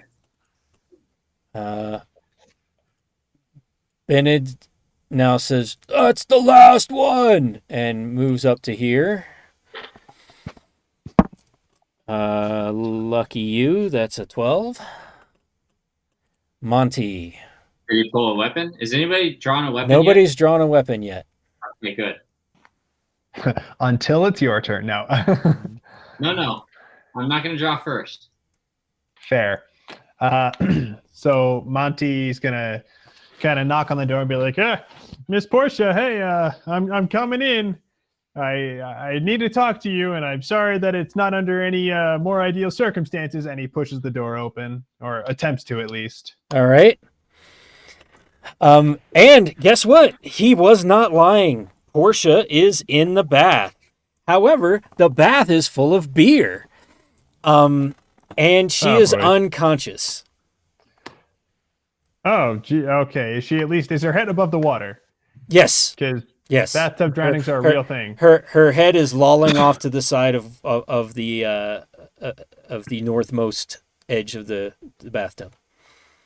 I would like to try and take her outside of the bath. I would try to take her out. Okay, so you move to there, and you go to pull her out. You're gonna slip Give me into the a wisdom save. Oh no. No, wisdom save. That's a 14. Please hold. Hey, that's cool. Indeed and Beyond, when we're in the same campaign, it shows me your rolls. Yeah. I was playing around with stuff and I was like, oh I no, saw they all say that now. Yeah. Chaos Bolt. Yeah. I was just trying I'm sorry. I was wrong on that roll. You may take an investigation check. He just didn't like your roll. That's an int, not a wisdom, unfortunately. Yeah, I mean, as a bard, I'm a jack of all trades, so it's not terrible. Yay, 16. Ooh. Okay. So you pull her out of the beer. And she starts to stir a little bit and wiggle, and she tries to wiggle up against you as you try to move her. And you're like, what is this? Ma'am, this must be very disorienting with you coming up on out of the tub like that, but I need to talk to you. And while she's kind of stirring, well, I feel like my action would have been to pull her out of the tub. I'm not able to pour a vial yet. Okay. Vren, let me move back up here. A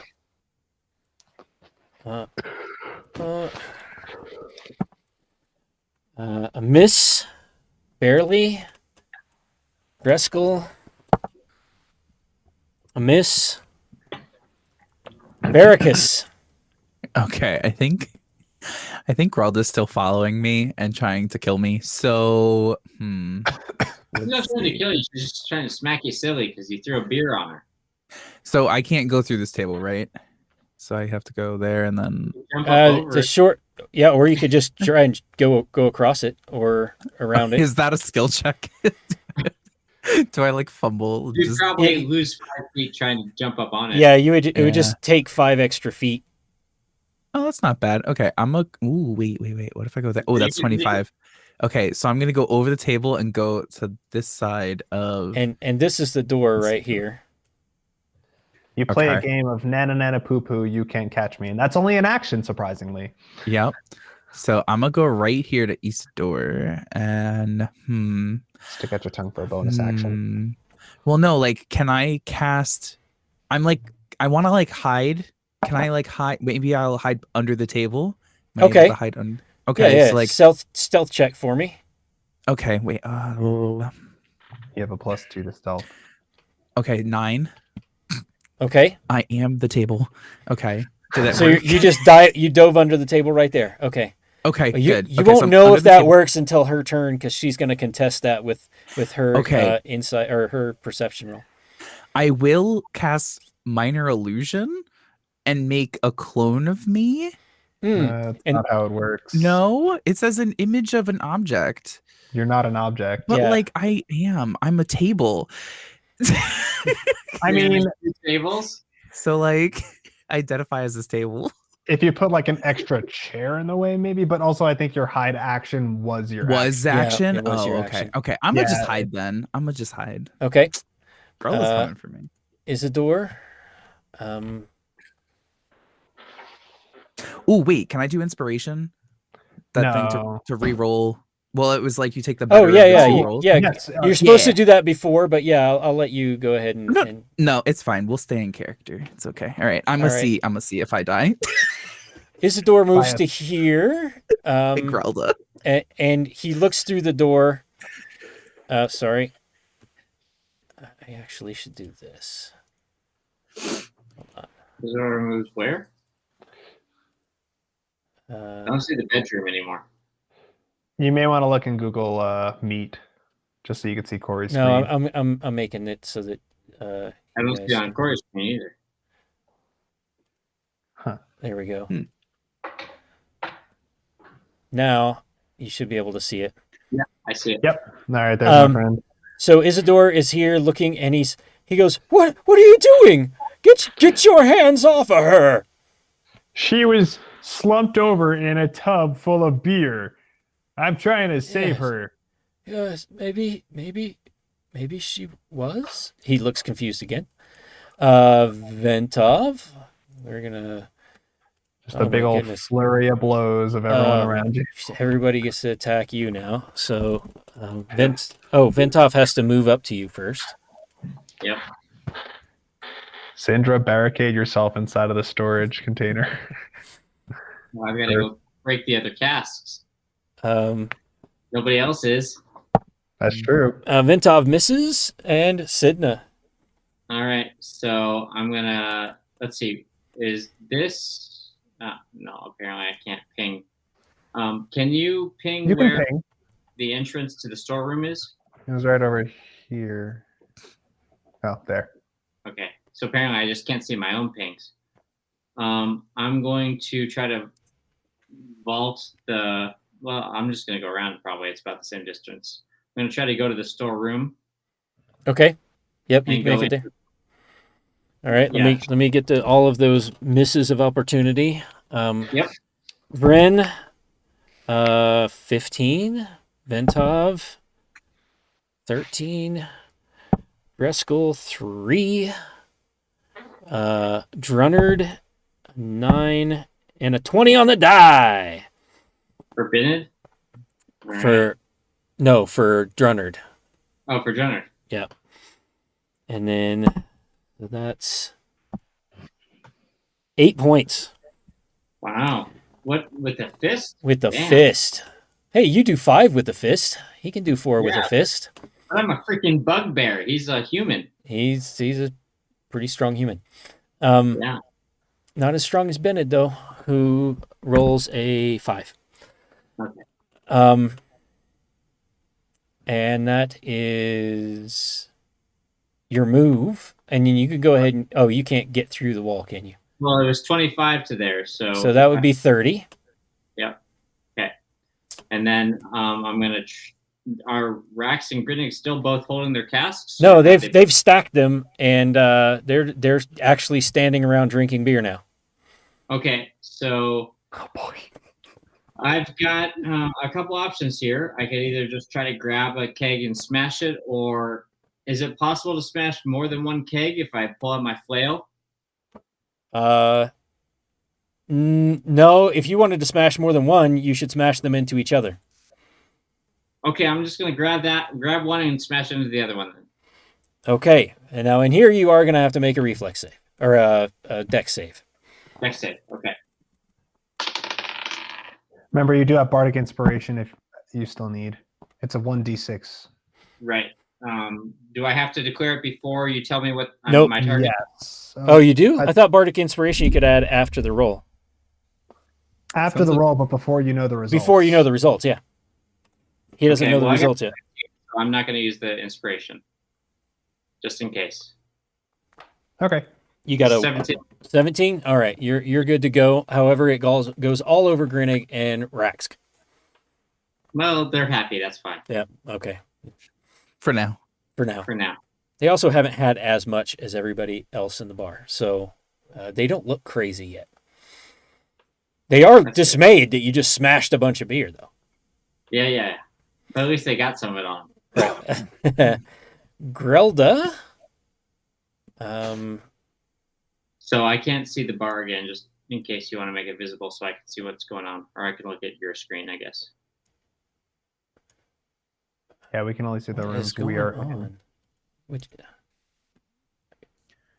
I'm sure it's the player visibility, right? So obviously Yeah. I can't see the main room anymore because I'm not in it. correct. moving Grelda where she's going to go. She comes to the top of the stairs and rolls a 1. She's standing there looking around. Well, That's amazing. All right, so back to the bar. Oh, jeez. Drunnard goes up to the door.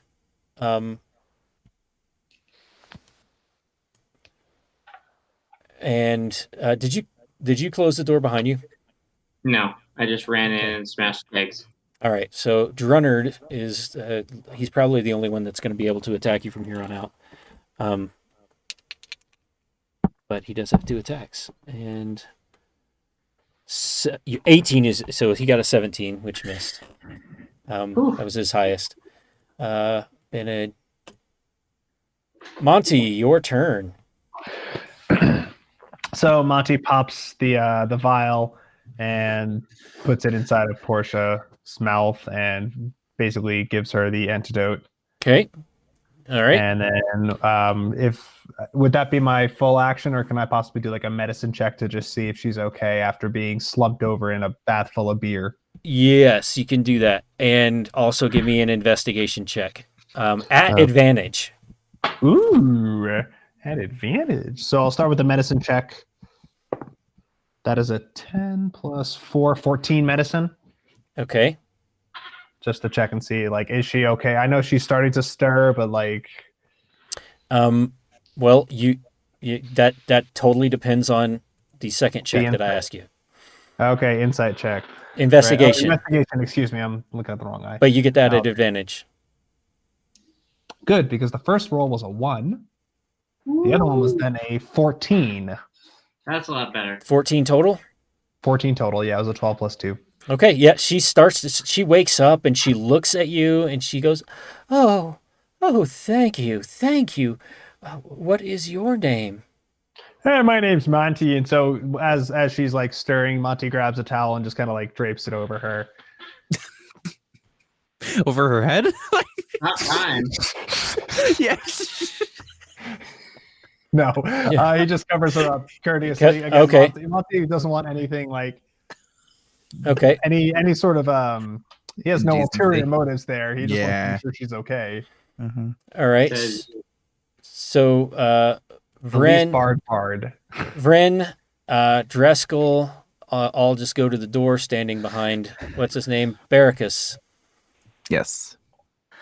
I'm like, what if I just make a table? But then she'd be like, ooh, I just see a new table. What if I just don't know. make a table? What if I just make a table? and just Well, I mean, you could sneak out the other side of the table to the doorway. There's only one way up, right? Yeah. So, like, she's blocking it. Ugh. Yeah. you go out a window. I kind of want to just thunderclap. The table just explodes. Everyone's just like, where did that sound come from? Well, have we done everything with the beer? Yeah, I think the beer's taken care of Cinda- downstairs. Yes, Cinda's been doing good. Okay, so yeah, maybe I do try and go the other side. So like towards Isidore. I Yeah. guess? Yep. Okay. Well, All right. So give me a stealth Yeah. roll at advantage because you have like total cover underneath the table. okay. A 20. Oh, there you go. She doesn't see you. Nice. So then you move through the door Okay. and what was that? 1, 2, 3, 4. So you could move to here, and then you Okay. still have an action. Well, what's on the table? Can I look at what's on the table? There's nothing on the table. It's just a big empty meeting table. Oh. I think he means the desk. Yeah. Oh, this desk? Yeah. Okay. There's If you want to something- move over to the desk, Mm-hmm. And hide under the desk. you do see a coffer, and a bunch of writing stuff, or a wooden box. You don't know if it's a coffer or not because it's not locked. But there's a wooden box and some pens and paper and stuff on the table. Okay. Okay, I'm gonna hide under the desk. All right, move under the desk. Okay. Let me see. That's a 7. Okay. Oh, God, worse. You know what? Grells is gonna get it too. It's fine. And then so that was it. That was that. Isidore. What is wrong, my sweet? And she still has a hand on Monty's cheek, and then puts a second hand on Isidore's cheek and goes and says, "It will all be okay. I will all be okay." What'll be okay? Ventov moves up to the door. Cinda. Oh, hold on, I gotta find myself again. There we go. It's been a long journey, but I finally found myself. Wow, D&D gets deep. All right. So there's no more casks of green beer in here, right? Correct. All right. And there's no way out of this room except for the door filled by angry people. No. Right? You can go this way through the kitchen and then back out this door over here. Okay, I'm gonna do that. Do you want to do it stealthily and try and sneak out? Sure. I will totally do that. He smashes another keg on the way out. It wasn't even one filled with the green beer. He just wants to do it because now he's in a mode. So funnily enough, I actually have a super advantage on stealth because bugbear apparently, but Yeah. because I'm wearing armor, Oh, you have an expertise in that? Yeah. So I've got to roll a disadvantage. So we'll see how we do here. Oh, no, that's not what you meant. You have a disadvantage. Oh, it's because of your armor. Yeah, because of the armor. So 17 stealth. Oh, okay. So then you want to use your action as a dash? Yeah. Yeah, Sure. Go ahead. Okay. Where's the door over here? Oh, I got to move you, don't I? There we go. Okay, and then I'm gonna head. That far I think is about as far as I can go. Okay. So there you go. You moved, and actually you'd be 10 further up because moving stealthily, you can't move as fast. Got it. There you go. Okay. All right. But you got a 17, which is great. Which was at disadvantage. My better roll was like a 24. You know, that 17 is still better than both of Brian's rolls combined. Okay. Grelda just stands at the top of the stairs looking around. Drunnard runs in the room and starts questioning the other guys. Benid waits there to, pummel whoever comes out, or when Cinda comes out. Portia. What's Portia do? Smooches on some guys.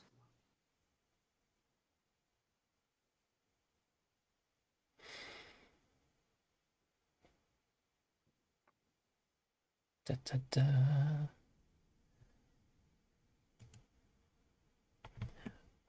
Okay.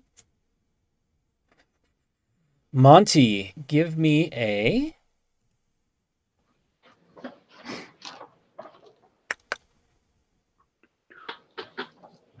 wisdom saving throw, please.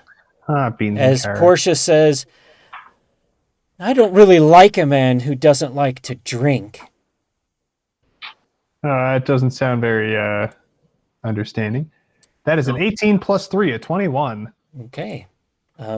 You feel some kind of weirdness come over you, and you understand it because you're a bard. You think she's trying to mock you. Mock or seduce, I still haven't found the difference between the two. All right. Monty. Joke's on you, ma'am. Drinking doesn't bother me, and I've had worse insults slung my way. And before you start, give me a free investigation check at Oh, wait, no, I think that's wrong. I don't like him. Yes, that is right. Please hold. I need to change the map now that she did that.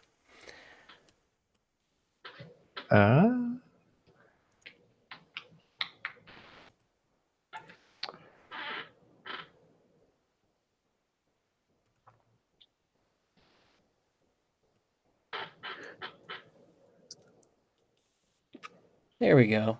Much better. That doesn't look like the same attractive young lady that I once thought. Okay. Yep. Now you're down there, and there is this naked, old, green, wrinkly woman covered in a towel. Just for Well, at least now, you put the towel. Now it is your turn. I wanted to make so you didn't have to make that investigation check because that illusion fades whenever she casts a spell. Oh, that's fantastic. You're not the person I'm looking for. Stay there. And I'm going to cast Hold Person. Okay. So choose one humanoid within reach. Yeah, or range, I should say. You have to make a DC 14 Wisdom save. And as a bonus action, I'm going to use my Bardic Inspiration to reduce whatever she rolls by a D6. Ooh, a 4. Okay, she is held. Oh, wait. That's Hold Person. Is she a humanoid creature? No. What? But she looked like a person. No, And she she's talks not. like a person. She's not considered humanoid? No, that's nowhere in the stat block. No. Well, rip. So that's a waste of a second level spell. You should have figured out if she was a humanoid or not. You would think a witch is humanoid, though. I'm going based on what I would think as Monty and myself. They must be outsiders or something. Yeah. Son of a gun. If only she drank some seltzer. and then you also realize that you just fed the last vial of antidote. Not me. Well, you just have to make wisdom saving throws when you're near beer. Like, you've been okay. All right. So that was it? Yes, because you can move still. Isidore, you may want to get out of here and get some backup, please. And yeah, so I'm going to move just one step closer to the door, but Isidore's blocking, so I can't go anywhere. You could move through him, but you realize that she would get an attack of opportunity. That's main reason why I'm not doing that. Okay. All right, so Vren, where is he? Dreskel, I don't know. Barracus. Oh my god, this Brenda. And you did hear you heard Isidore That bustling? scream from the. Oh my god! What is that? How did these rooms connect? Can I get there? There's a door here. Okay. Oh, I guess I have to face Grelda eventually if she ever finds me, but she's probably still stuck at that staircase. Chaos bolt the witch, chaos bolt the witch, chaos bolt the witch, mean- chaos bolt the witch, chaos bolt the witch. Now you want me to chaos bolt? Yeah, I just wanted fucking to chaos bolt Grelda, and you're all like, no. I guess she's not a humanoid, so that's why. We seriously need to talk about your priorities at our next therapy session, mon frere. We need to talk about targeting strategies. Is what we need to talk about. Okay, so can I get into this room? Let's The see. doors Yes. should be open. Two, unless it's three. locked. Yeah, Okay. yeah. You can But get- like, where can I end up? Can I like go? I don't want to I be just next to moved- her. hold Yeah. So Hold like, on, let me. that's 15 Is the door on the north of the room or the east of the room? east. I think it's east. I think that's where Isidore is, right? Yeah. Oh. Okay. Study the And bath. then- Yeah, the door's there. Okay. 15, and then, so I can go right where Isidore is. You can't be in But- the same spot as him, but You But be can right I? on him. Can I still attack her even if I'm not in the room? If I'm going through Yeah. the door? yep. Oh, Depends okay. on what your- I'm going. here. I'm gonna go like there. Over Isidore's There you go. shoulder. There you go. Yeah. Yep. I'll go there because my chaos bolt's 120 feet. I think You're good. fine. Okay. All right. So I'm gonna chaos bolt her ass. Let's see. What Lol. is it? Ooh. I know. Magic eight Let's see. ball. So it's 2 8s and a 6, right? Is the What? damage, Well, and you choose have one of to- the D8s to determine the damage. You have the to damage roll to type. hit first. Yeah, you have to hit Oh. first. Okay. Wait. So It's that's a plus 20. 7 to your dice roll. The ranged attack. Wait. D20 plus. What'd you say? 10 Plus 7. plus Plus 7. 15. That misses. Can I do an inspiration? Oh, yes, you could, but I Okay. shouldn't have said so quickly that it misses. Oh, But yes, go ahead and use your bardic inspiration. You've got no, it. it's like inspiration. Oh, your Inspiration. inspiration. Yeah, go ahead and Yeah. roll it. so that would be an 18. That does hit. Yay. Okay. And then a let me D8 for take the off type my of damage. Okay. Oh God. Let me not drop my stuff. Okay. And then your Well, it says choose one of the D8s. So I got a 4 and a 1. So either acid or force. Force. A force, and then it's 9 damage. 9 damage. 9 force damage to her. I use the force. Always. Okay. Okay. She probably doesn't like that. She's knocked back against the bathtub and Nice. points her finger over Isidore's shoulder at you and it looks angry. All right, so that's your move. Isidore Intimidation check. runs away at full speed. Does she attack? Oh yeah. She's gonna Thank God. Wasn't me. It was him.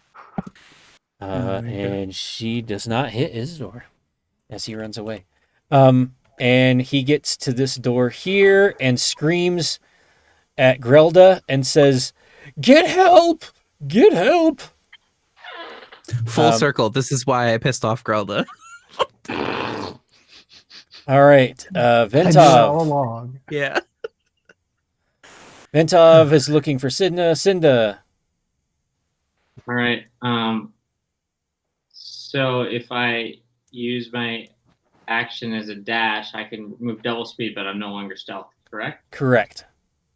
Okay. 1, 2, 3, 4, 5, 6, 9, 10, 11, 12.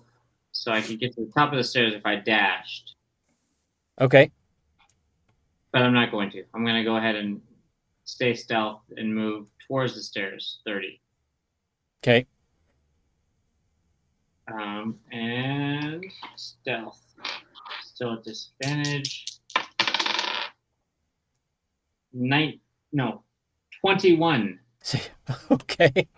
Rolled a 15 and something above that? God I damn. rolled a 15 and a 19. All right. Your dice are working for you now. Yeah, well, I threw away the 4 bad ones. Fair. All right. So Grelda comes running down the stairs. Help! Help! Isidore needs help!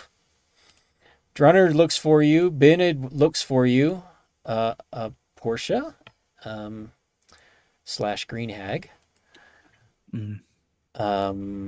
goes next. And what do I want to do? Let Monty go. He's such a nice guy. You didn't feel the need to attack him anymore. Is Portia in the initiative? Yes. She's just hidden now. Got As it. I Probably hid. like GM layer. Yep, she's on the DM later, but I didn't want to switch because she was already in the initiative. I didn't want to switch the icons. Got it. All right. Does a 15 hit you? Oh, yes, sir, it does. She rakes her claws across your chest Ah, for 14 points of damage. holy shit. Better you than me. That took out half my health in a single hit. Nice. You're definitely gonna be leaving. Run away! Okay, this isn't fun. Set the bar on fire! And then she moves to here and shuts the door. Monty, have your Fun turn. with you. Okay, you may want to trim those. No, I'm just kidding. I was gonna do a vicious mockery. You may want to trim those nails, my dear. And then you'll be appealing. Oh God. Sorry, I'm just reading over a spell quickly. And this is why the spellcaster shouldn't run away from the fighter. Sorry. I'm in the other room.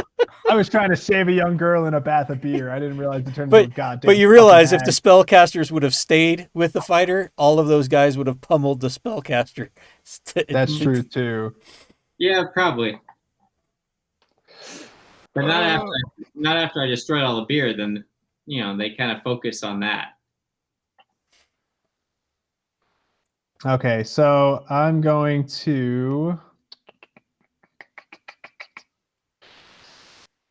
cure wounds myself. All right, then. So that's a D8 plus 4. Where's my D8? Could have had a D8. Mm-hmm. Oh, that was a nice 8. So that's 12 back. And then as my bonus action, I'm going to turn invisible. As a Fearbulg, I have once a day as a bonus action hidden step. So I get to turn invisible until the start of my next turn, and I get to deal, anytime I attack, deal damage, or force a saving throw, I would turn uninvisible. But yeah, so healed myself, turned invisible is my bonus action. For my action, I'm going to step over to this back window right here and just hope that she doesn't find me next turn. Okay.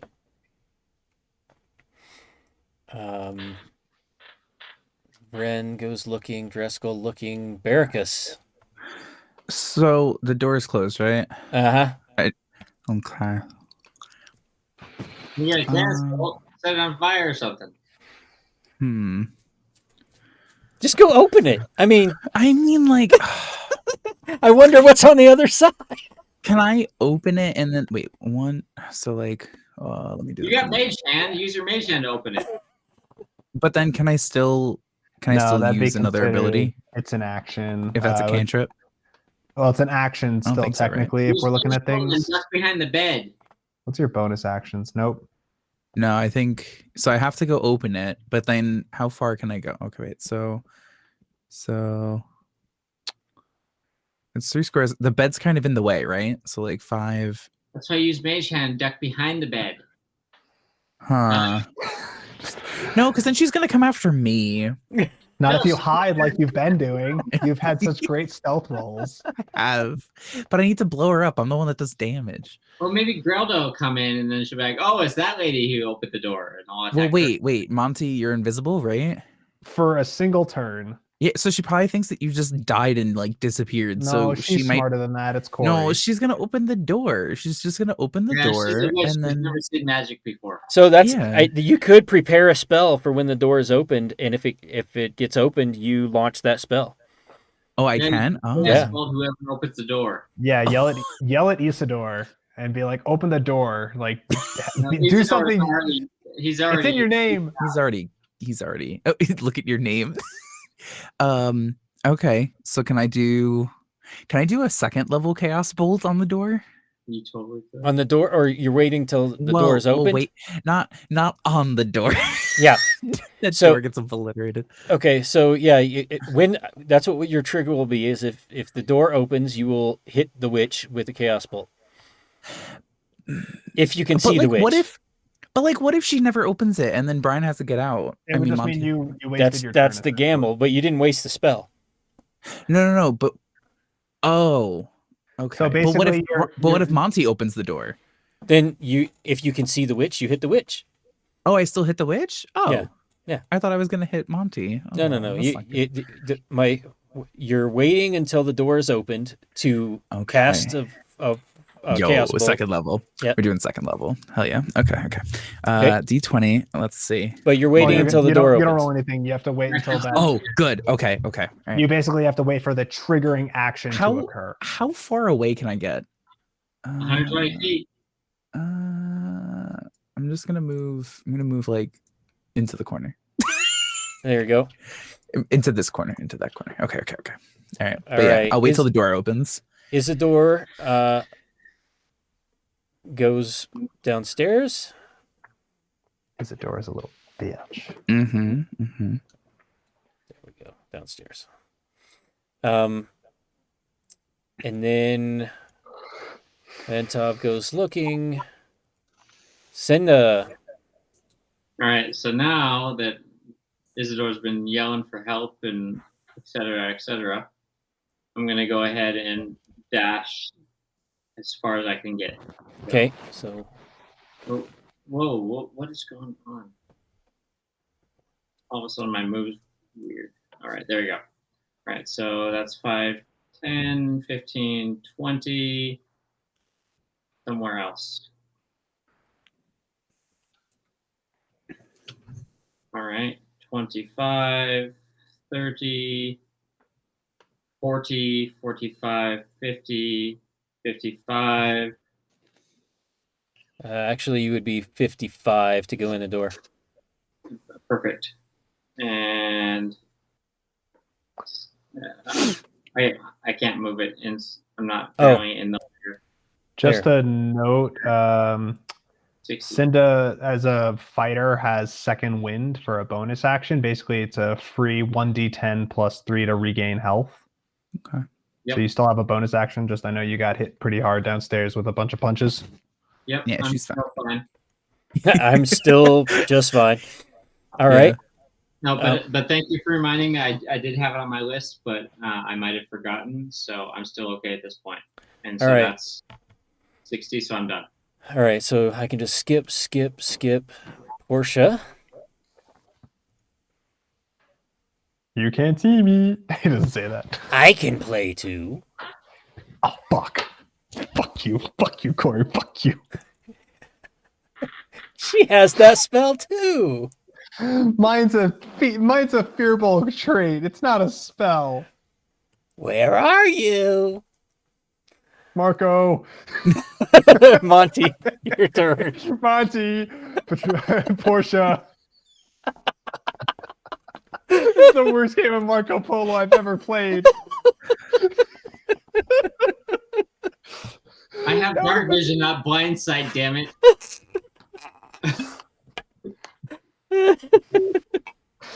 Oh, the kids are gonna play this game all the time. Monty, Portia.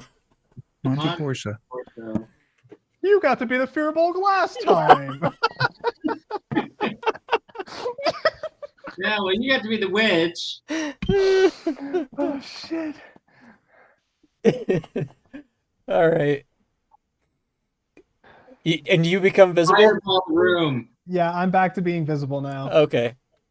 Fireball. Fireball.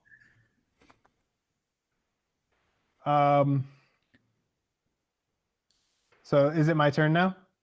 Yes, it's your turn. Yes. That's why you're visible. Okay. Well, I was never like not on roll 20 not visible. So I know what I want to do, but I don't know what I would do if it actually succeeds. Oh.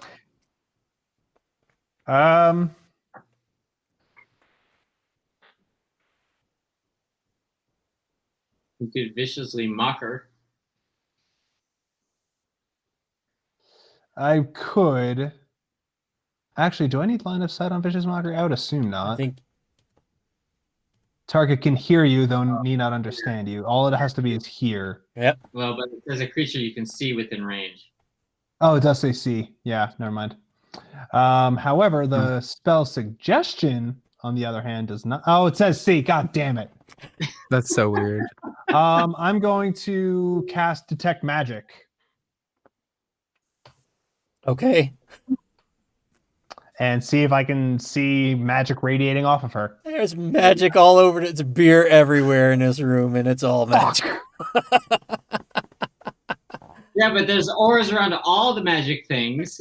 Yeah, so you can see in the first round of concentration, you can see that there is magic. If you want to continue that concentration into next turn, you can see how many different auras. And then third turn, you could isolate. And I know those are 3-5 rules, but... I was gonna say that sounds like some 3-5 bullshit, Corey. It is, but I'm which is actually better than 5e, which wouldn't let you use detect magic to try and find a hidden witch. However, actually, I'll just tell you, spell, GM wise, it's not going to matter 3 rounds from now. No, I even just read the spell more thoroughly, and it says you see a faint visible aura around creature. any visible creature or object. She is not visible. She is quite literally the opposite, as invisible. So Monty's just gonna. I should have just used the freaking disengage or dodge action, but whatever. He's gonna try and open that door so he can see about an escape route. So he's gonna take his chances. 1, 2, 3, right there, and try and open the door. Okay, you open the door, and Baracus is about to. Oh, Yeah. he doesn't see the witch. He doesn't fire his bolt. Help! That's a good thing. Baracus, it is now your turn. And Monty's like right. Monty still just opens the door and is Yeah. stuck there, right? Yep, Okay. Monty just opens the door, and you don't see a witch. She went invisible.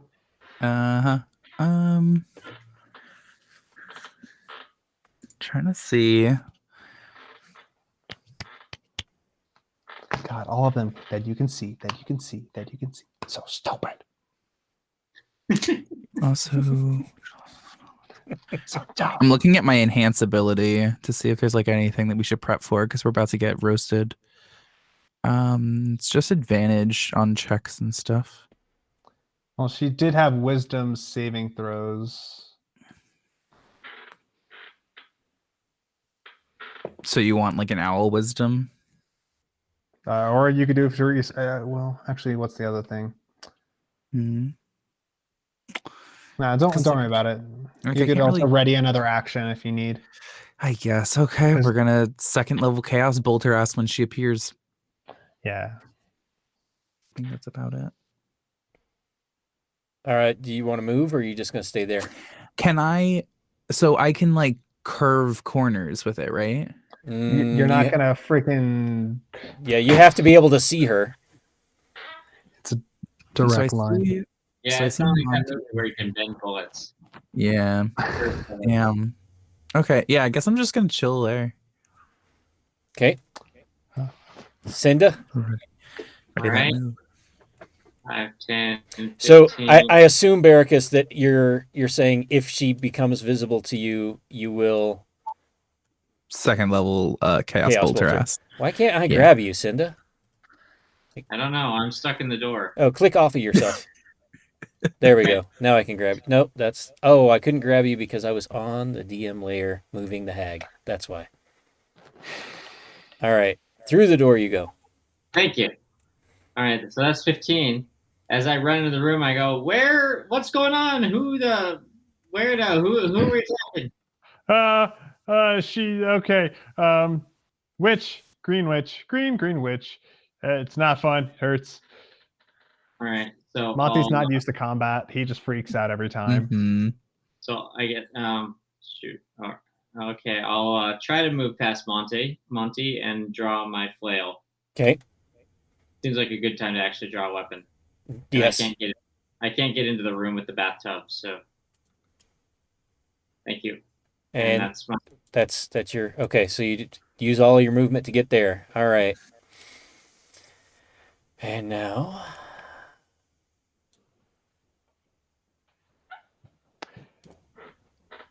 Why don't we play a game instead? We'll play 5-card Monty. Bad joke. Sorry. Never mind. Well, you need a punchline. I fold. There you go. Under pressure.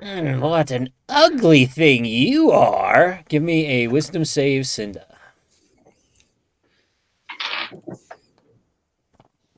Fail me now. 16. Where's my. I am not moving there. No, I'm looking for line of sight, essentially. Do you have a Yeah. straight line where you could see Yeah. her? Yep, In that- the middle I mean, I of the see door, her. Okay, you're fine. You're fine. That nothing there. And yes, you can. Oh, I believe you can see her. Yes. sweet. Yeah. Chaos Soldier. Chaos bolt away. Okay. All right. So to see if it hits is a 13 +7. plus 7, I guess. Did So you oh, measure 19? with +7? Yeah, it's 19 a 20. hits.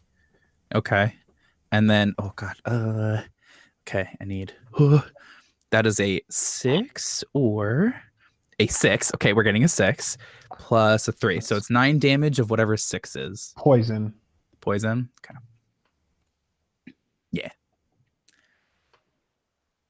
So how much Okay. damage did you deal? 9. Right? It's 2d8 +6, I thought. Oh, it's Wait, what? No, that's the effect, right? Let me see. Or is it? Make- What does this +7 mean? That's Oh, your ability to hit, and then it says on a hit, the target takes Oh. 2d8 plus 1d6 damage. yeah. So One of the D8s chooses the gen. so 6 and 3, but this is also saying hit DC is 7 when I click that button. Yeah, basically it adds 7 to your dice roll. That's where the 20 came from. Oh, So you rolled 2d8, right? You said you got a 6 and a 6. I got a 6 and a 6, and then I got So a that's 3 on 12, the 15 D6. damage total then. Oh, 15. 15. Woo. Nice. All Yeah, right. you did well with your 2d8s. Yeah. Oh, too bad there's not more than one enemy, because if you roll the same number on both D8s, You get to, yeah. it, And then Monty. Monty, you're up. Oh, did you want to move? Oh, no, that was a. I'm sorry. That was sorry. a reaction. That was a reaction to her becoming visible, and she did Yeah. her vicious mockery. She's not going to move. Monty, your turn. So Monty can now see her. yeah. So now you can viciously mock her or do something else.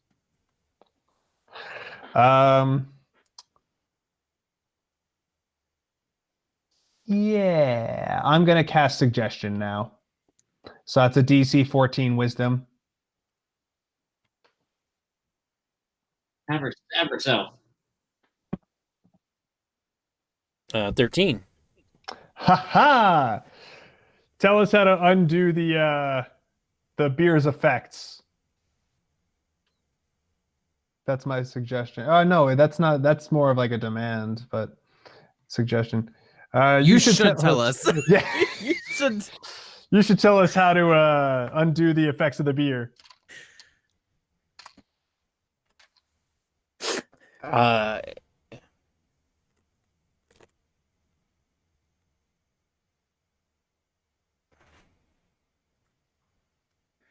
There is an antidote.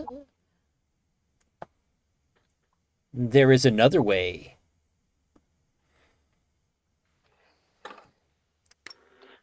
I don't think. Yeah, because. Yeah, I have to play it that way. Okay. Oh, geez, I wish I knew where the antidote was. You used it all up. Oh, that was it. So how did Lady Crean get a hold of? Okay, that's me asking questions, but Maybe she is Lady Crean. Monty's gonna try and take a couple steps back. Okay. I'm gonna head right to the corner of the bed right here, so 10 feet back. And he will say to Cinda, have you used your bardic inspiration yet, Cinda? Not yet. It's Okay, coming. you still have it. Barricus, you got it, friend. And I'm gonna give you another bardic inspiration. You don't have a bardic inspiration from me, do you? No. Cool. I haven't been complimented yet. Thanks for the chaos bolt there, good buddy old Paolo friend. And Corey, I cannot move through the door, so I would like to move that 10 feet back. Thank you. Okay. God, none of my spells are working the way I want them to. Barricus. Can I just roast her again? Are we up to killing her? Yeah, She's not a patron of the bar, so yes. Okay, all right. Let's just second time's a charm, you know. Like you might want to move 5 feet north first, just in case, so that if she moves to the corner, you can still see her. okay, all right. Can I go through like around Monty and Cinda with this?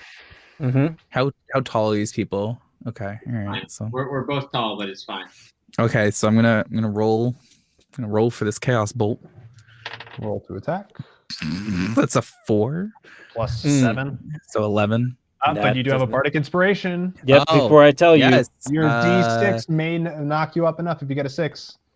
Okay, all right. It's a So roll 2. one. Oh, that's All right, a 13. that- That's not enough. you, yeah, that's not good enough. I just scream at her. Ah! Does that count as a slot though? Yes, If I- you cast okay. the spell. If you You before missed. when you were holding it and you didn't use it, Yeah. that was one thing, but you used the spell and just missed. Okay. I'll get him next time. You set the wall behind her on fire, basically. Oh, good. We did talk about burning the tavern down. Depending on what effect you ended up with. Mm. All right. So, where was I? Juggling things here in the window. You were about to tell us everything. Cinda, you're up. All right. So I'm gonna attack her from there. Okay. So I've got reach, Oh, I forgot. I was like, oh boy. and I'm actually gonna use a weapon this time. So that's sweet. Nice. Why does that have an asterisk on it? Oh, because I'm proficient. Sweet. Ooh. All right. Bardic Inspiration. Okay. 17 17 to hit. 17 hits. Yes. All right. What was it before the inspiration? Just so I feel good. 12. Haha. All right. And so now the damage. 13. Okay. And You got a max damage? almost. Oh. And I think that's all I can do, right? I mean, it's one I get one attack, so yeah, that's all I can do. Okay. Hold on. Can I try? Probably not. I'm just because I don't have more than one action. I can't try to like stealth behind the bathtub to get surprised or something, can I? No. Okay. It's really hard to hide from someone you just mauled with a mace. Well, I know, but rogues do it all the freaking time, and I have a surprise attack like, trait. Yeah, but that surprise attack trait, I think, has to be in the first round you fight. It just says if you surprise a creature. Right. So, Which, yeah, you're not going to surprise her. and yeah, hit with an attack on your first turn of combat. Yeah. Never mind. Okay, cool. So I smash her with the flail, and I stand there and go, "What's up?" She moves to here, and you see that she reaches underneath the bathtub, and then a ghostly hand shuts the door behind you. And before you can really react very much, you are knee deep in beer as the bathtub starts to overflow and fill this room with green beer. Monty, your turn.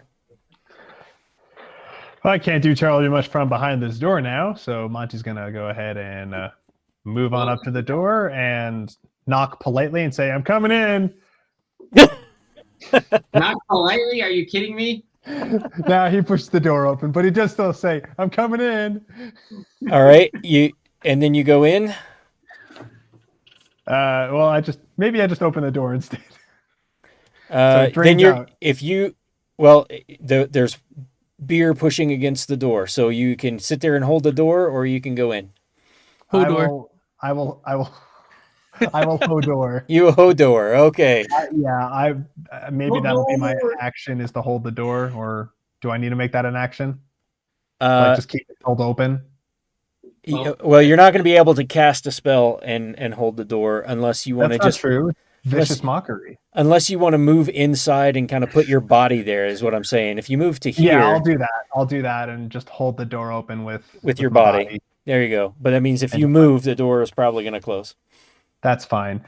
So I am going to cast Vicious Mockery and be like, "Your beer smells like shit." And that is a 14. That's exactly it. Okay, she saved. Or did she? No, I'm not going to do that because I was going to say I probably should have done my last Bardic Inspiration to reduce the die roll. But yeah, no, I'm not going to play it that way. Okay. Barricus. So the door is open now? Door is open now. And we're getting beer. Ooh, you're probably tempted. Monty, what is your armor at? Should I come touch you? I've got a 12 armor class. Because I feel like we're probably gonna have to go in there and kill her. I'm a squish boy. Yeah. I mean, all it's gonna do is go up to like 15. However, I am wearing armor, so it wouldn't do anything. Oh, it wouldn't do anything. Okay. Should I level 1 Chaos Bolt her ass? Or you could Hellish Rebuke her. Well, that's a reaction. That's a reaction, I think. right? Yeah, it's a That damaged you is momentarily surrounded by hellish sorry. flame. Yeah. Okay. Well, you could magic missile or magic just... missile's not a bad idea either because you get Yeah. missiles. I think 2 missiles.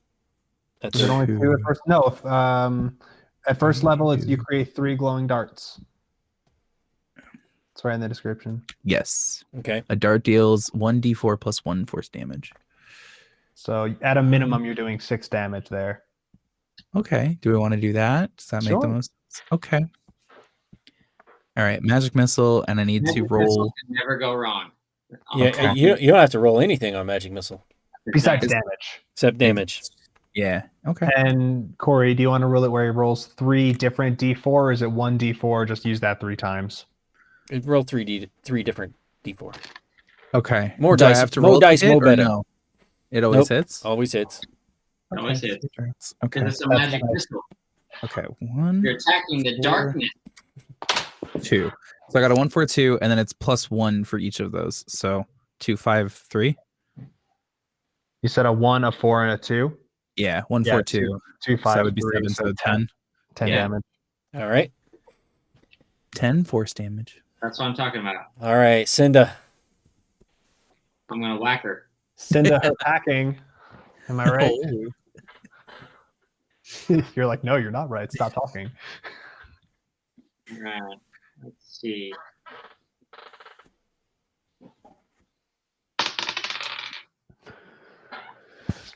And that is an 18 to hit. 18 does it. Yep. Another 13. All right. Sorry, 12. 12 this time. 12. Okay.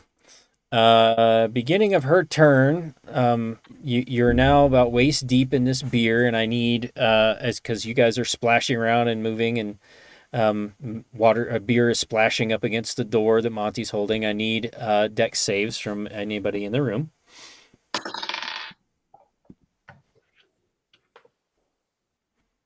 Oh, that's not going to do it. That's a 5. Yeah. 10. Nope, that's not going to do it either. So now you both have ingested some beer accidentally. Give me a wisdom save. I don't even like the taste of beer. That's a 14 plus 3. That's a 17. You're good? That's 2. Cinda, you want more of this beer, and there's plenty about. That was the beginning of her turn. How badly do I want this beer? Well, I mean, you, as long as you maybe use your bonus action to slurp up some as it's flowing around, you could still act and do stuff. Okay. The hag's turn. She will attack Cinda, clawing. Oh no. Crit? Yeah. 20 on the die, so that's 1, 2 of these. That's not good. And 32 have that- points of damage. Cinda's got that healing, right? Yeah, Cinda's dead. Cinda's down with 32? Oh, yeah, Cinda's at minus 16. Okay, well, there's no minus. You're just down, unconscious. Well, it would be a minus if it mattered for Getting back up.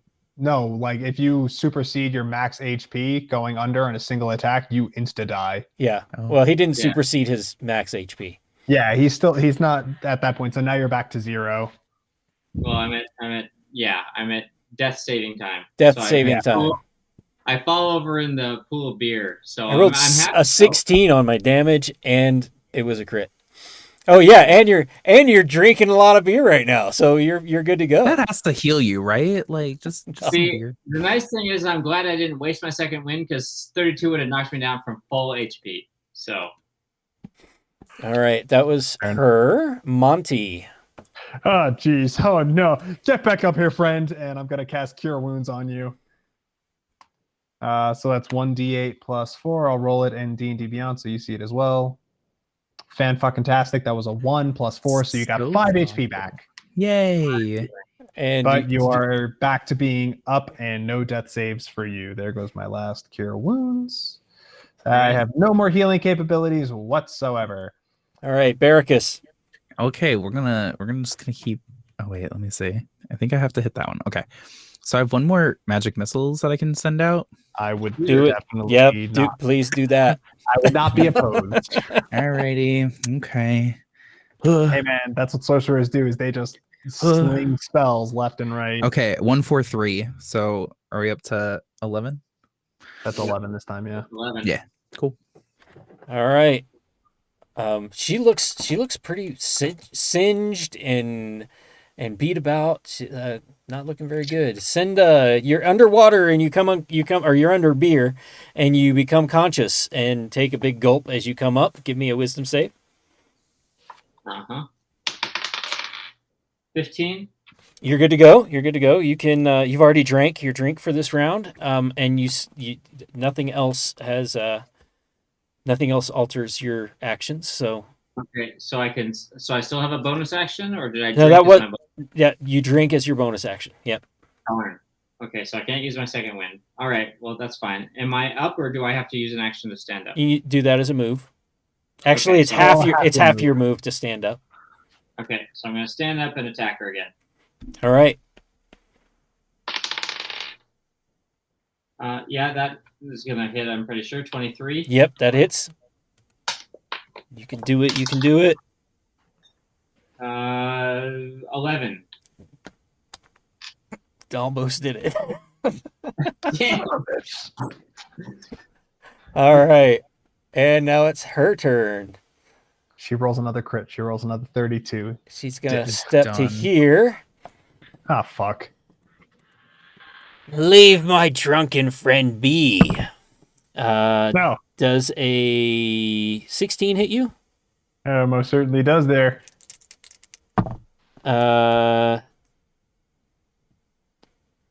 12 points. Real glad I healed myself before, because that would have been not so great. And now, Monty, you're up. Oh, jeez.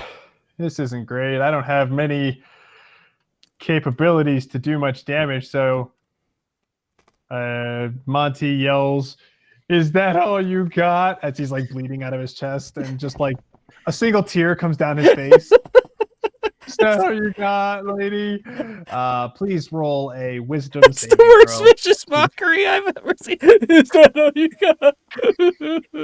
Monty is not a fighter. He's not a fighter. I should get an advantage on this save. Would you like me to have an actual vicious mockery, or do you just want the comedic effect? Because that's what I usually go for. That's pretty funny. She got a 3. Yes! I'm going to roll a d4 of damage. It's going to be a fucking Is that all you got? I roll 3 damage, and she has disadvantage on her next attack. She's down. Yay! She floats into the beer, and she just goes, "Is that all you got?" Why, Yes. yes, it is. and as she falls unconscious into the beer, you see it become brown and frothy. I wouldn't drink it anyway.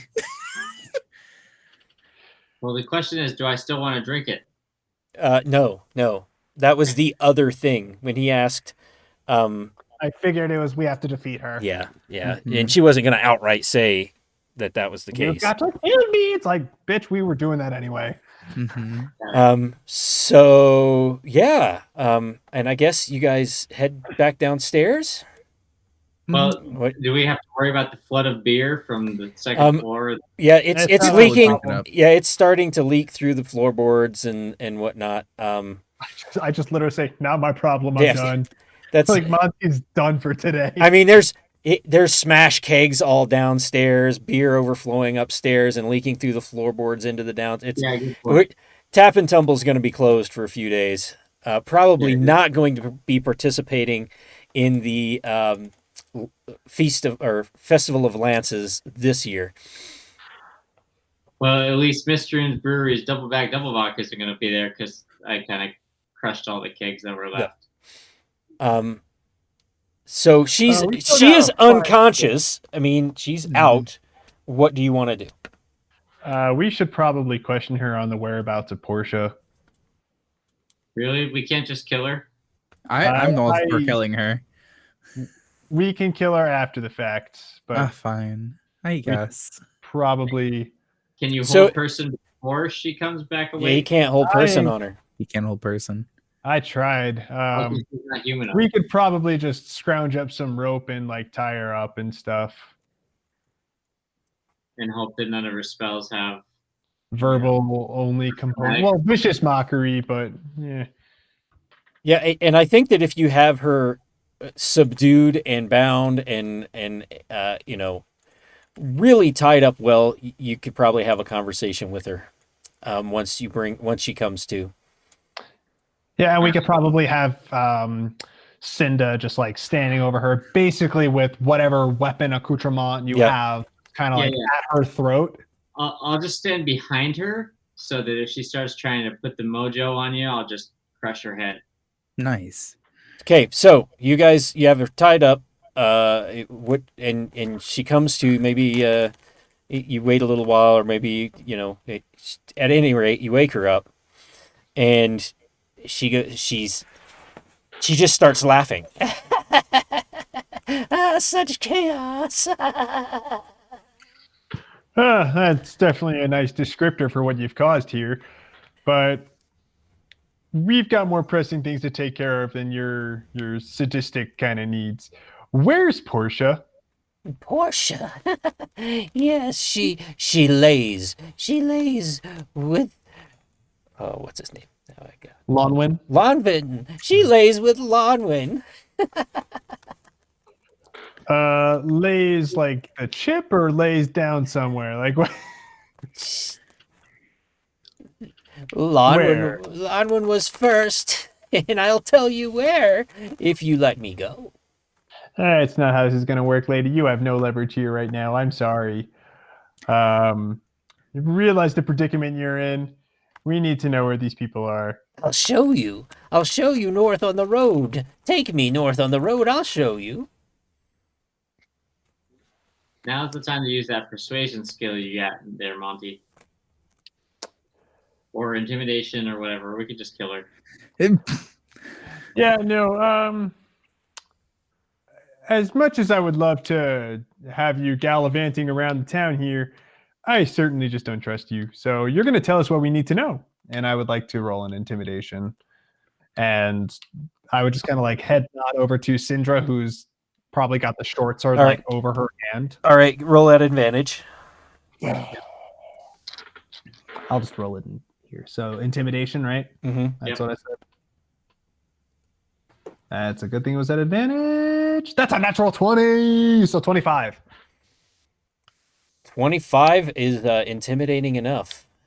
Okay. You let me leave, and you let me leave, and I will tell you. Just promise you'll let me leave. You got to promise to tell me first. I promise. I will tell you as soon So tell as... me first. Just tell me. No, but you must promise that I will go free.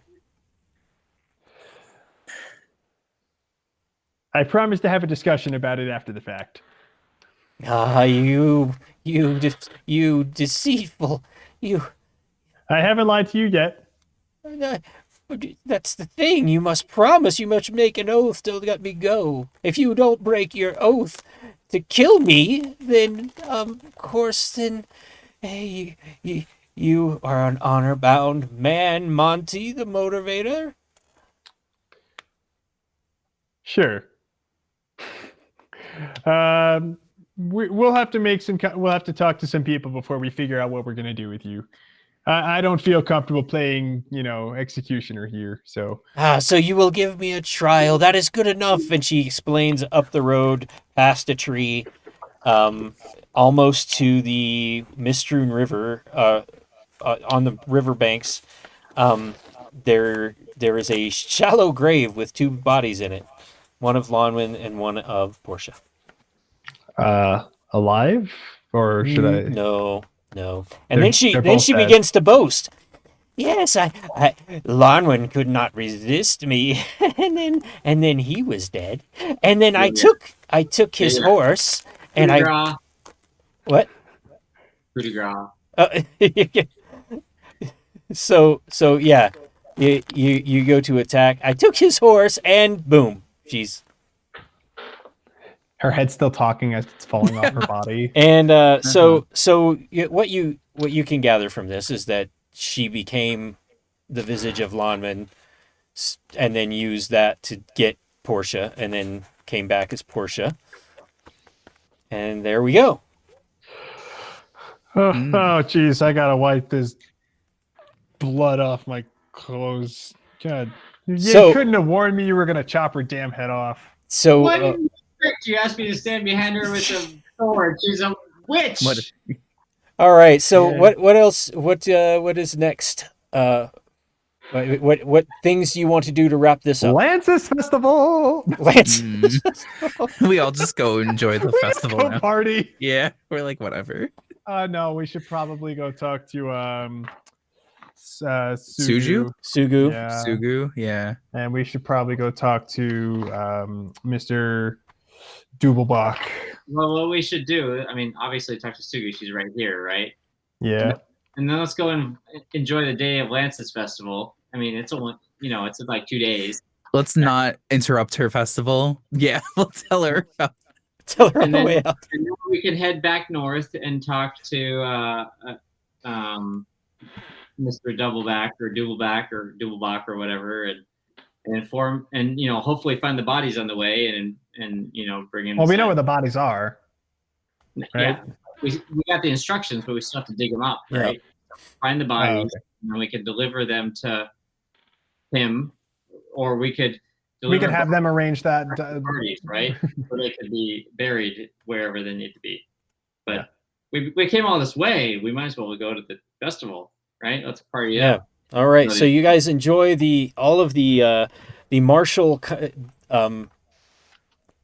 Days of Lances, martial combat feats of display of martial prowess. Drink a lot, and then have a good time at the Days of Lances festival, and then be the bearers of bad news and deliverers of dead family members, which is very sad. I'll volunteer to say that. I'm sure Monty has plenty of experience breaking bad news to people and knowing how to phrase it in a way that doesn't feel so harsh. All right. Well, that was Gooey Green Beer. I do not like green eggs and ham. I do not like it, Sam. I am. So, and I will be doing a few one-shot streams every month. And they won't always be D&D, but some of them will probably be in Zyathe. Or I might do some one-shots of some of the regular Wizards of the Coast things if people have an interest in that. I know that Candlekeep Mysteries has little one-shot type things, and that just came out. And then James and I are going to start working on Savage History, which is it's a game he ran for me. He made and ran for me when he was moving back from Japan, and we were in a U-Haul for 2 days playing Savage History, and it's based in the Savage Worlds Savage Worlds system, but it's based in feudal Japan. So we'll be putting that together. I don't know when we'll have that ready, though. That's going to take a little, because I want to make sure it's as historically accurate as we can make it and still allow female characters, because that's going to be the challenge, right? There weren't any female samurai. I mean... But we might be able to get some ninja in there or something. Yeah, we'll figure it out. Or we might just throw that part out just so that, we can have some, diversity in the group. But yeah, there's lots of other streams coming up, and hopefully they will not be silent for the first hour of them. So sorry for anybody who watches this later and has to, catch up with the cropped out first hour. So, what'd you guys think? Any last notes for me before we call it? No, I thought it went great. I thought it was a lot of fun. Yeah, no, I definitely had a lot of fun with this. That's good. It's always nice to do a pickup game. Brian, it was a real pleasure to play with you guys. Same to you, James. Likewise. All right. Well, thanks everybody, and I will